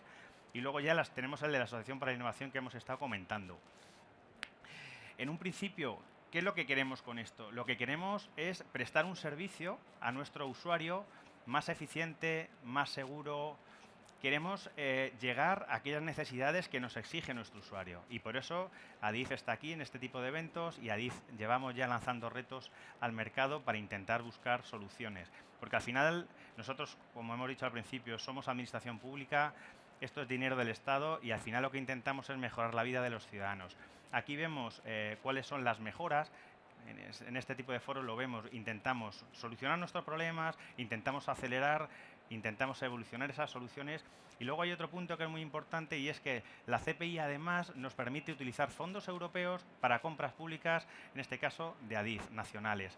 Y es otra vertiente que ayuda mucho, porque al final todas estas inversiones que hacemos vienen de los presupuestos generales del Estado, vienen de los impuestos de los españoles, de los que tributamos en España, y al final, si además de todas las ventajas que hemos estado hablando, introducimos la variable de que son fondos comunitarios y que nos permiten obtener un porcentaje muy importante de inversión de fondos FEDER y dejamos de invertir cantidades importantes en este sentido, pues yo creo que es muy interesante. Y voy a pasar ya la palabra a Miguel, que os va a hablar sobre el reto en cuestión que vamos a lanzar ahora mismo. Well, thank you very much to be here. It's a pleasure to be with all of you. And it's my turn. I have to explain the challenge that we want to present it for ADIF, for our company. That is quite important for us. Be working in a frame in which, as a public body, we can feel comfortable with our procedures. As it was commented in the two panels ago, we have a strategy that is based in 3 pillars, that is security, service, and sustainability. And both of the 3 pillars are related with 3 levels that are the person, that is quite important for the company, the digital transformation, and of course the innovation.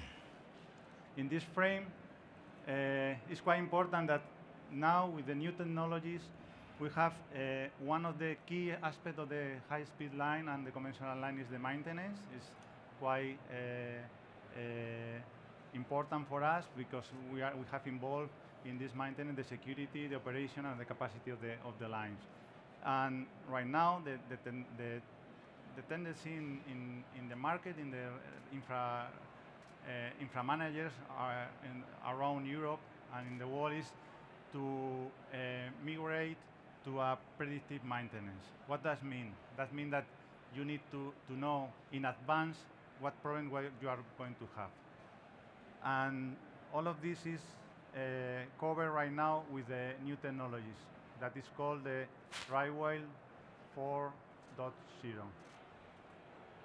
So the challenger, the objective of the challenger is apply the predictive maintenance to the RightWheel infrastructure signaling system in 2 of the main elements that we have in this sector, that is the track circuits and the point mounting switch. So, voy a continuar en castellano. Como os comentaba, el reto está basado en hacer un mantenimiento predictivo. ¿Y por qué queremos hacer un mantenimiento predictivo? Porque eso nos va a permitir optimizar el mantenimiento, ser más efectivos a nivel de planificación del mantenimiento, es adelantarnos y ir a donde tenemos que actuar y mejorar la capacidad de diagnóstico, determinar cuál es el mejor procedimiento para hacer ese mantenimiento y, por último, reducir los costes de disponibilidad de material. El objetivo que planteamos en este reto es reducir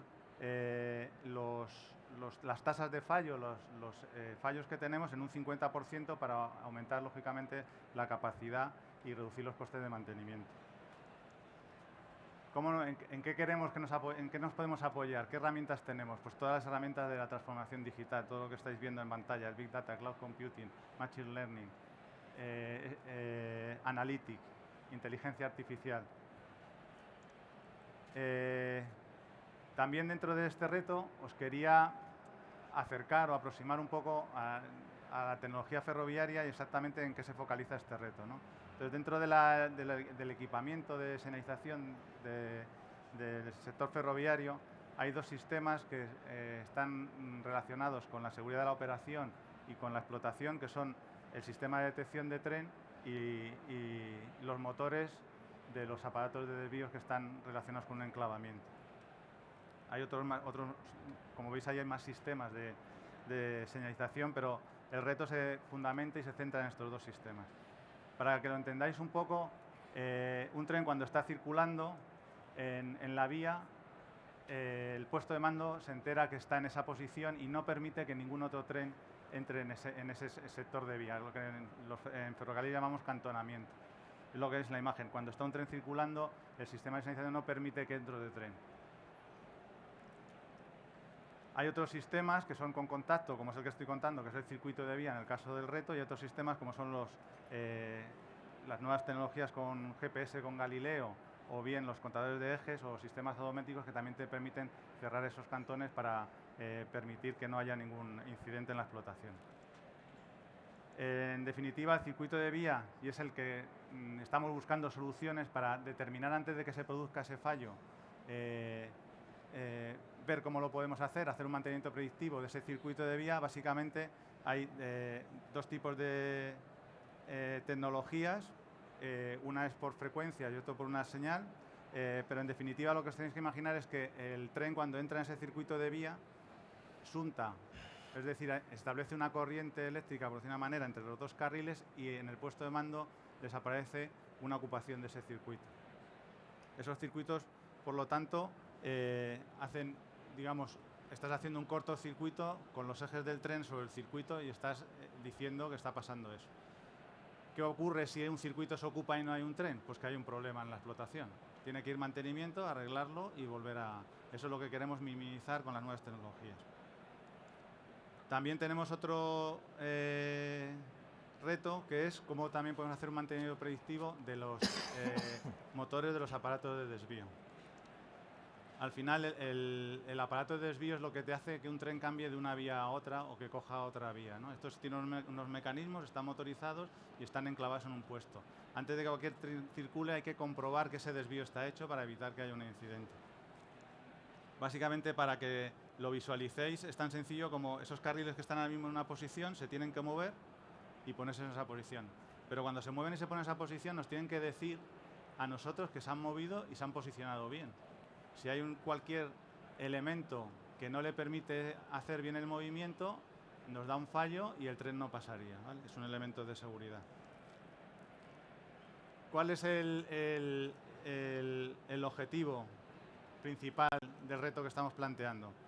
Pues proporcionar toda la información que estamos recibiendo de los circuitos de vía o de los contadores de ejes, o bien y juntarlos con datos meteorológicos, datos de explotación, es decir, datos que ya disponemos dentro de la infraestructura, que lo estamos obteniendo en el día a día de nuestro mantenimiento, es ver cómo los podemos utilizar para hacer un mantenimiento predictivo. Y luego encontrar relaciones causales de ese fenómeno que se está produciendo y adelantarnos a la situación que se nos produce. Ahí podemos entrar desde la sensorización o directamente al conocimiento experto o a los datos que tenemos en distintos sistemas que están instalados. ¿Cómo podéis participar en esta consulta preliminar al mercado, que es como se ha contado Samuel anteriormente, que es la forma en la que estamos trabajando ahora mismo en ADIF? Pues directamente entráis en la página web de ADIF, ¿vale? Os lo enseño muy rápido, a ver si arranca. Entráis en www.adif.es y en esta página web veréis que hay un banner con un banner amarillo, que es el banner de innovación, en el cual dice: ¿quieres colaborar con nosotros en I+D+I? Que es este banner de aquí. Cliqueando ahí, en un desplegable que tenéis a la izquierda, hay una frase que pone Retos ADIF, ¿vale? Si entráis en Retos ADIF, ahí tenéis toda la documentación que da soporte a ese reto y toda la información para que podáis participar. Cliqueáis, encontráis un resumen del reto, qué es lo que queremos hacer, cómo lo queremos hacer, cómo queremos solucionar, cuáles son nuestros objetivos, ¿vale?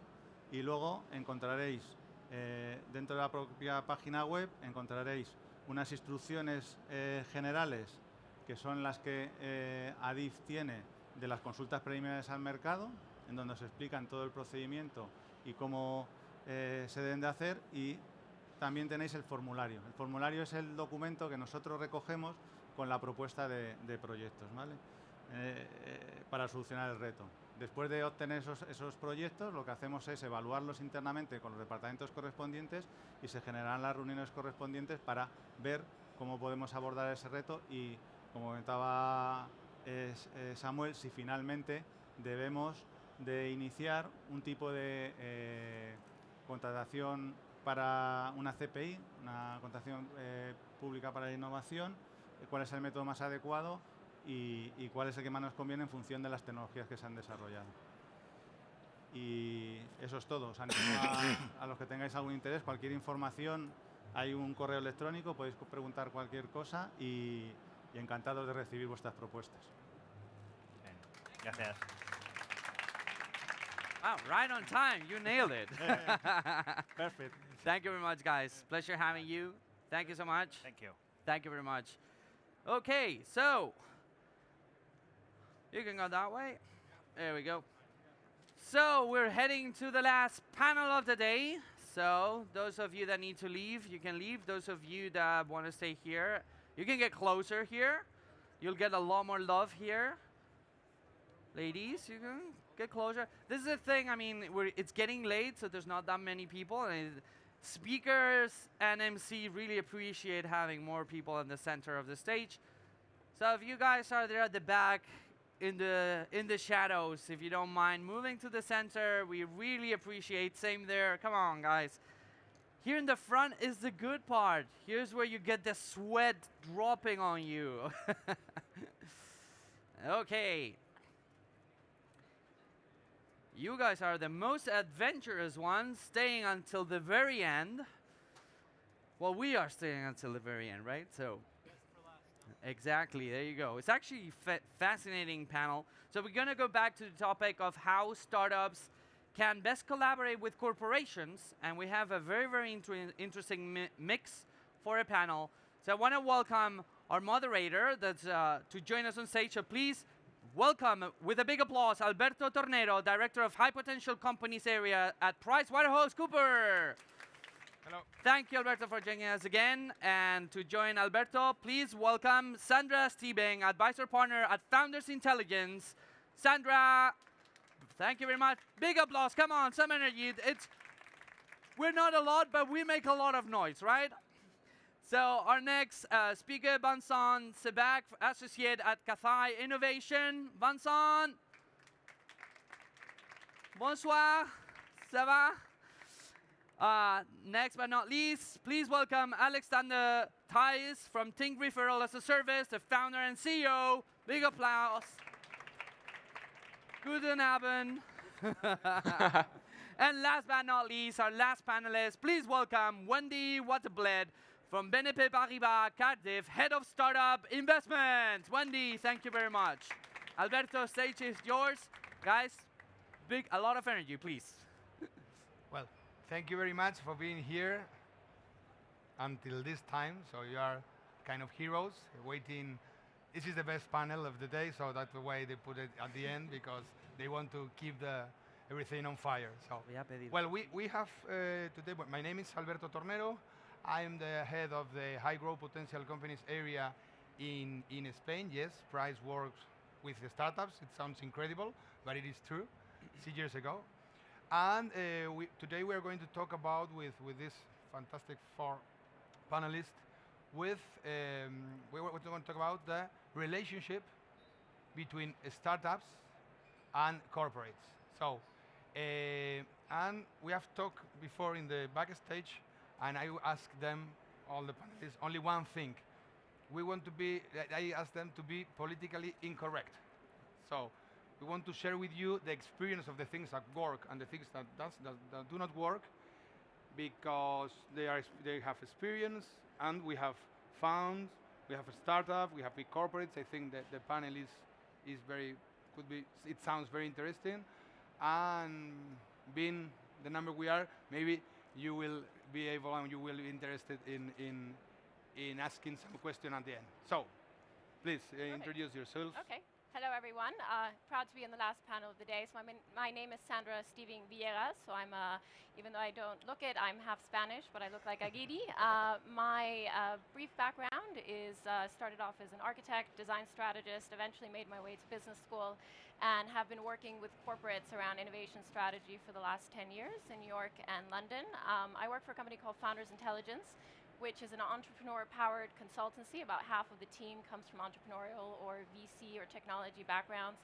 We're part of Founders Forum, which is a global network of technology entrepreneurs and investors. So everything entrepreneurial is very much in our DNA, and the way that we work with startups is very much based on kind of that ethos. We advise large global corporates around innovation strategy, growth strategy, setting up new business models, but we also set up innovation capabilities and work with a lot of our clients to help them forge very strong partnerships with startups, like some of the ones in the audience, and making sure that, like any entrepreneur, we're equally obsessed with impact and commercial impact, and making sure that those partnerships get to some real impact and profit for both sides. And so looking forward to debating that with my panelists today.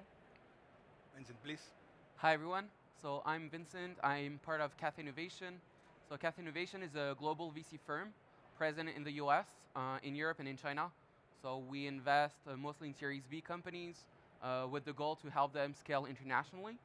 And the second thing that we do is we have a number of large corporates who are investors in our fund.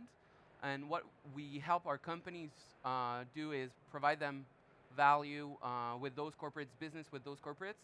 The corporates, on the other hand, when they invest, usually they don't know what's happening in China, in the US, in Europe, because they're very present in one geography. And so we provide them with the key technological trends over the different geographies. So we make introductions for all of them. And lastly, for our companies, we're able to do this kind of in-between mix, so that sometimes when it works, we don't have to do a lot of work. But when the relationship within the startup and the corporate can be a little bit tougher, we're here to help and make the business happen. A not easy business. My name is Alexander Thijs. I'm the founder of Think, Referral as a Service. Maybe, are you hearing him? Can you hear him? No. 1, 2, 1, 2. Oh. Can you hear me now? Right. Hold on. We have a white label software as a service, and we mostly work with banks, help them increase sales through referral automation. Basically, we take what all tech giants do with referrals to increase sales, like the Uber code, PayPal, Dropbox, Airbnb, etc., etc. We take it as a white label solution and take it to the financial sector. So I represent the dark side, the struggling and hustling. You think that you represent the dark side? Every side has good and bad sides. Are you sure? But yeah, and working with with financial institutions has probably an added challenge, because it's the most regulated and complicated probably corporate side to work with. Okay. Yeah. Wendy? So I'm happy to hear that you say that you represent the dark side, because I represent the corporate. So usually people tell me that I represent the dark side. Can you hear me? Can you hear him? Yeah? Better, okay. So my name is Wendy. I work for BNP Paribas Cardiff, which is the insurance branch of the BNP Group. And I'm in charge of the startup investments and startup relations. So my role is actually to make the elephants dance with the gazelles without crushing them. I stole that from Telefonica, just giving the credit. And we manage a fund together with Cathay, which is a fund dedicated to investing in companies that might accelerate Cardiff in its business and also help us be more innovative. What does that mean? We invest in everything but insurance. So we look at either tech providers for insurers, and also all adjacent businesses where we could find new markets or new distributors. So we look at mobility, home, health, financial well-being, broadly speaking, anything related to the family, and looking at how we could reach those new markets and distribute insurance via those startups. Okay. So maybe I think we have to speak a little bit louder, because I don't know if I'm Spanish, so I will speak louder even if I will not ask for, but I will ask you just to speak like a Spanish. Faster, you mean? Faster even than me. So, I would like to ask you just the first question. What is startups, corporates? Does it really make sense? Really? Because it sounds very fun, very well. Yes, we can take things for the innovators, and we will share with them, and we will. Do you think that does it really make sense, and why? Please, you can start. Well, You're from the startup Mike world? has- let you speak the last. So, Ah. because I think because for startups, you will. Let it just speak the last. Just one thing. If it didn't make sense, I wouldn't be here today. Yes, yes. You know, as But maybe you are the exception. I'm happy to jump in with a perspective. I think the key thing is it can work, and in many cases it will work, but I think it's very important to understand what both sides are trying to achieve. What I've seen, I've been in innovation for over 10 years at this point, and what I've seen is a massive professionalization of the space, so to speak. So in the last couple of years, pretty much any corporate worth its salt has some sort of open innovation partnership, open source kind of function or initiative going, and so it's created a lot of momentum, and that's really positive, and I think the professionalization is good because it means that corporates know what they're doing now as compared to a few years ago, but also means there's a lot of frenzy, there's a lot of noise, there's a lot of people just sort of counting volume of partnerships or introductions as the metric. And what they're not looking at is real impact or scale up. So I think the key question for both parties, both the corporate and the startup, is it can absolutely make sense, but you need to know that those strategic briefs are aligned from day one, and that what the startup can do is both at the level of maturity and has the right technology to deliver for that corporate, and that the corporate is asking things that are within the realm of the possible, and that they're setting the right intention and capabilities and facilitation for that startup to actually succeed in that context. Mhm. So the answer is yes, but with some Yes. qualifiers. Okay. Listen. For me, the answer is yes, but it depends on the scope of view that you take. When you take a corporate, the culture can be very different from a startup. But when we look at startups from a fund's perspective, the corporates are one of the most important things that we look at, because the corporates are the experts, they know the space. So they'll tell us, will the product work? And even if it's a B2C company, the corporates will always have some expertise. They've been here for years, so they have something to say, and they're always more knowledgeable than some of the startups on some of the aspects. The corporates will also be, in a lot of times, the companies that will acquire the startups. And so if there's not a fit at some point, there's not an understanding, then it doesn't make sense. So the question is not, does it make sense? Is how it makes sense, so that the culture of the corporate, who's not always able to understand the startup culture, how do we make those two fit together, the right timing, because the corporates aren't always ready. It's not always their strategy to find that specific startup at the right time and at the same speed of time as the startup wants it. But the question is how, and not whether it should happen. Okay. Wendy, because I will ask you a precise specific question. Yes. I'm going to be repeating what people say, but of course, yes, it makes sense.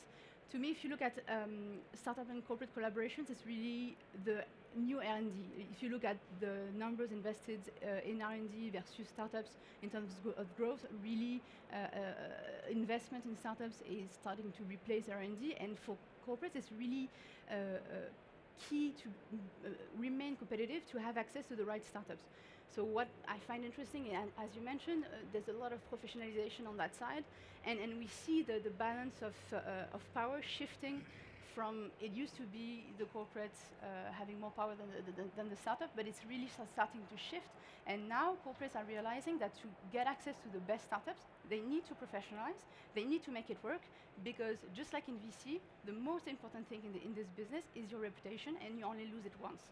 And so it's really important to make sure that you make this transformation internally, to have access to the best startups, to remain competitive, because it's going to be your own R&D. So to me, there's a shift which is happening. It's not all perfect, I admit, but it must work. It's not, can it work? It must work to make sure that the corporate actually survive in the next world. Okay. And Alex, how is the experience being a startup, working, because you work for, you're B2B? Yeah. Absolutely. Mm-hmm. What are the barriers, the soft barriers that sometimes are the highest? No? How have you focused on, how you faced all this? You have to be insistent. I'm not sure if there's barriers, but obviously, working with a giant, a bank, or any large corporation, and you being a small startup that is very dynamic, you expect a large company to follow your rhythm. That's impossible. So you have to be insistent, and you need to understand inside a large corporation how it works, and that they'll have their own path. You know, it works on a complete different rhythm than a startup. So being persistent, I think it's key to work with large corporations, to understand who will be your counterpart. You know, sometimes as startups we see big names, you know, like a large company in any given country, and we think, you know, about the big name, but it's not really names, it's people who are in these companies. So you need to understand who does what inside of each one of your clients and get along and work with them so that, you know, you can progress a bit. You have to be very patient because obviously rules, regulations are different. It's a completely different ball game. And yeah, persistence. I think persistence is key for any startup wanting to work with large corporations, right? When we launched the area within PwC 6 years ago, I want to share with you this experience because we thought, oh, we are PwC, we are extra smart people, and we failed. We failed because we thought that we knew the startups. And after these years, what we have realized is that for me, the main problem working together is that they don't know each other, but they think they need each other. They know each other. When I sit with a startup and they look at me, I'm a services provider, even me, because I'm a big corporate, I'm supposed to, I can see the dollar in the eyes. You know what I mean? They're looking at me like a kind of cow. He has a lot of money, but he's very settled in his... But when we talk with the big corporates, even mine, and I talk with my partners and some other colleagues about the startups, you realize that they don't know anything. Now they are young. Young? Well, some of them are young, but we have 60 clients, and we have the average maybe 40 or 45 years. We have one company of people of around 20, 30, and we have 60. So how do you think, how do you solve, or how do you jump over this kind of, I don't know the word in English, is prejudices or pre-assumptions? Because, for example, my partners think, no, they are young, I will be with them half an hour and they will have solved all the problems. So do you think that there is a not only cultural but personal disrupt or between startups and big corporates, even in the people? Or do you think that it is not? I'm happy to jump in with a perspective on that. I think the culture side is very important, but I think even way before that, you need to understand what is it that you're trying to achieve, right? Because I think the title is collaborate. Collaborate can mean a lot of things. I'm going to set aside all of the sort of Google for Startups or Wyra, which are great, but it's really just sort of facilitating services, but sort of real partnerships and collaborations. I think there's 4 kinds, and for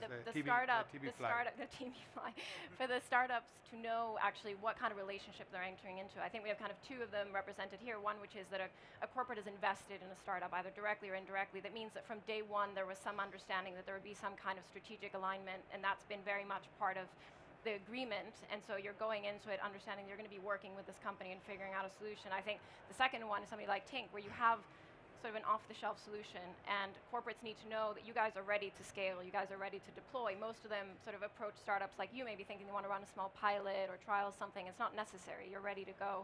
But I think there's 2 other kinds, and those sometimes are the most complex, but sometimes the most exciting as well, which is a partnership where a corporate is experimenting with a fundamentally new technology or business model or capability for the first time, and those are hard.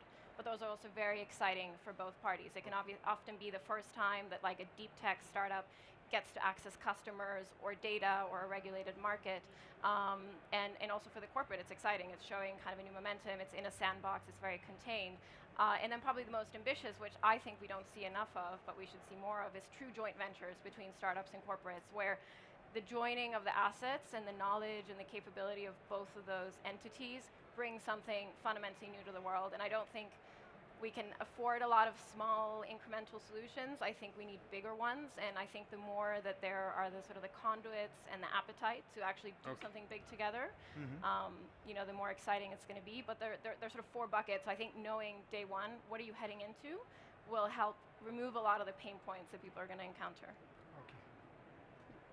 Well, just to bounce back on your point about the big issues that the big obstacles that the startups and the corporates have, I think it's not a matter of the age or the culture. It's more about experience. Sometimes it comes with age, of course, but it's also knowing what are the understanding who is behind the desk and what is his issues. So usually the issues that you have is with IT, security, and procurement, especially in a regulated environment. So you, as a startups, sometimes you have people not understanding that those people actually have those regulation issues and cannot pass by it. So if you want to sell to do enterprise sales, you know that you will have to have a very clean security, that in terms of cloud you will be able to answer to the different regulations, especially when it comes to the cloud app when you work with a European bank, and you cannot bypass it.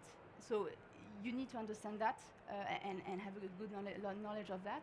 On the other side, it's very important to pass by on the corporate side the culture of what are the constraints of the startup, especially the short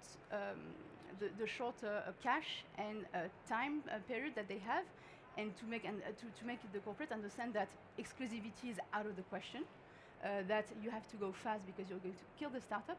Otherwise, just work with a later stage startup that you know is already maybe more stable, and we'll be able not to rely on you to get this cash. So it's the kind of thing that we're trying to communicate internally. So it's not a matter of people, but more a matter of getting each side on the same level of information, I would say, and hoping that it's going to work. Okay. As a startup, in this regard, with all my due respect, I've never had the empathy of a corporation thinking about our, cash flow, for example. If we don't work with them next month, maybe they run out of cash or something like this. It's like because the corporation sees you as, eventually it will work or not. But, the empathy of your runway might be 3 weeks and then you die.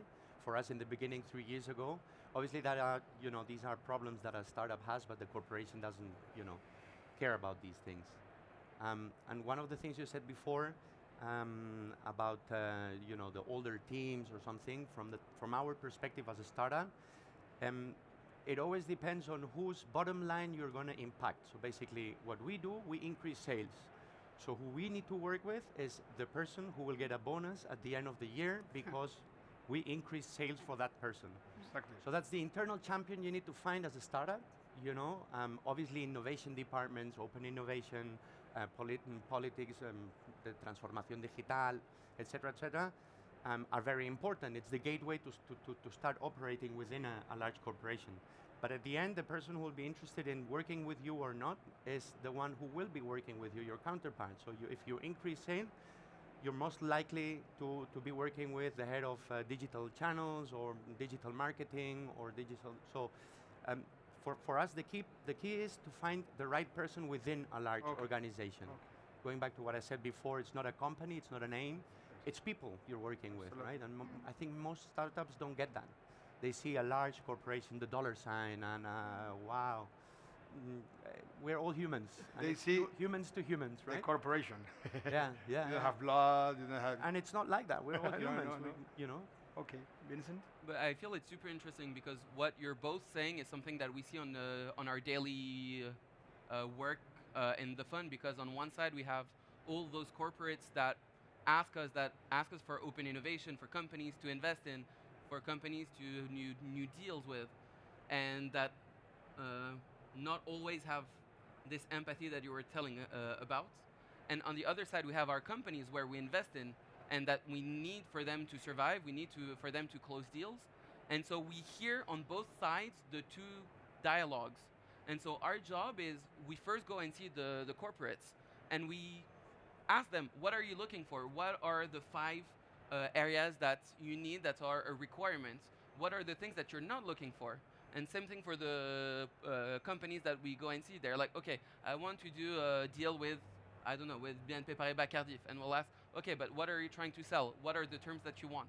And in the end, what we do is, since we know both parts, we'll be able to know within those corporates who to address.